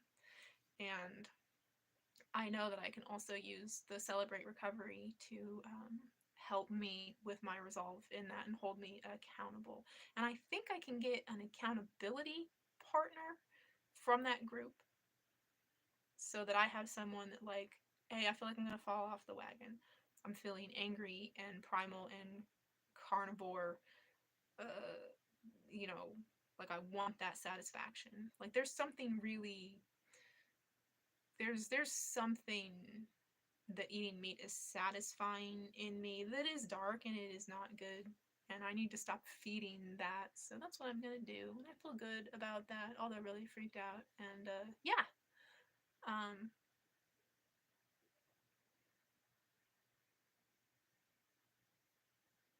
Okay.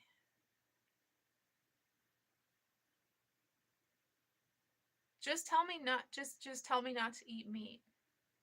Like if I could just hit you up and be like, "Oh my god, I'm gonna fall off the meat wagon."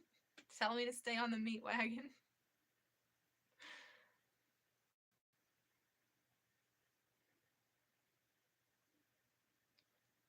Diddy's collapse untouchable to indicted.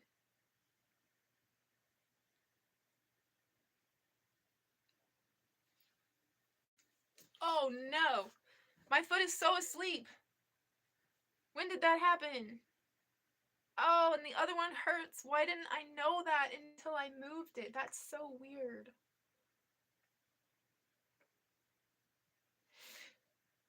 Your foot being asleep is kind of like having foot drop, which, oh my goodness. I don't think I will ever see a chiropractor like the woman that took the stand for me at court. She had foot drop because just a chiropractor just did the wrong thing. Just did the slightly wrong thing, and now she has to walk with a cane the rest of her life. Just like, wow. Oh. Oh my god. Charles. Yeah. I just, man, I just wish that there was something in the atmosphere that I could be like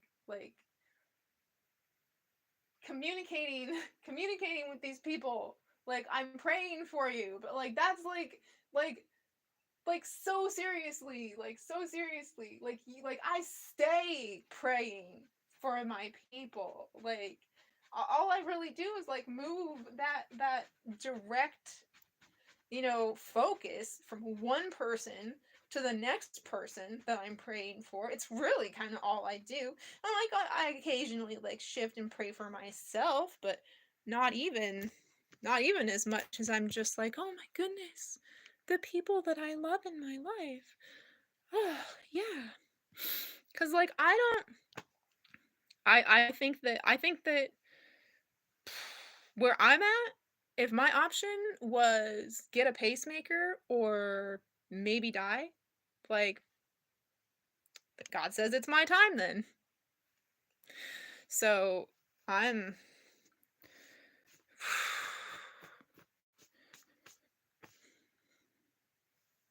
I fully understand where everyone is coming from, like not wanting medical intervention anymore. I really do. I really do. Oh my goodness, that I would even like entertain the notion of being with someone that would be like, if you were really ill and disabled like you say you are, then you would be taking a bunch of pills because doctors put you on all kinds of pills when you're chronically ill and sick, and if you're not on pills, then you're not really sick. Like he's just like lost in the sauce.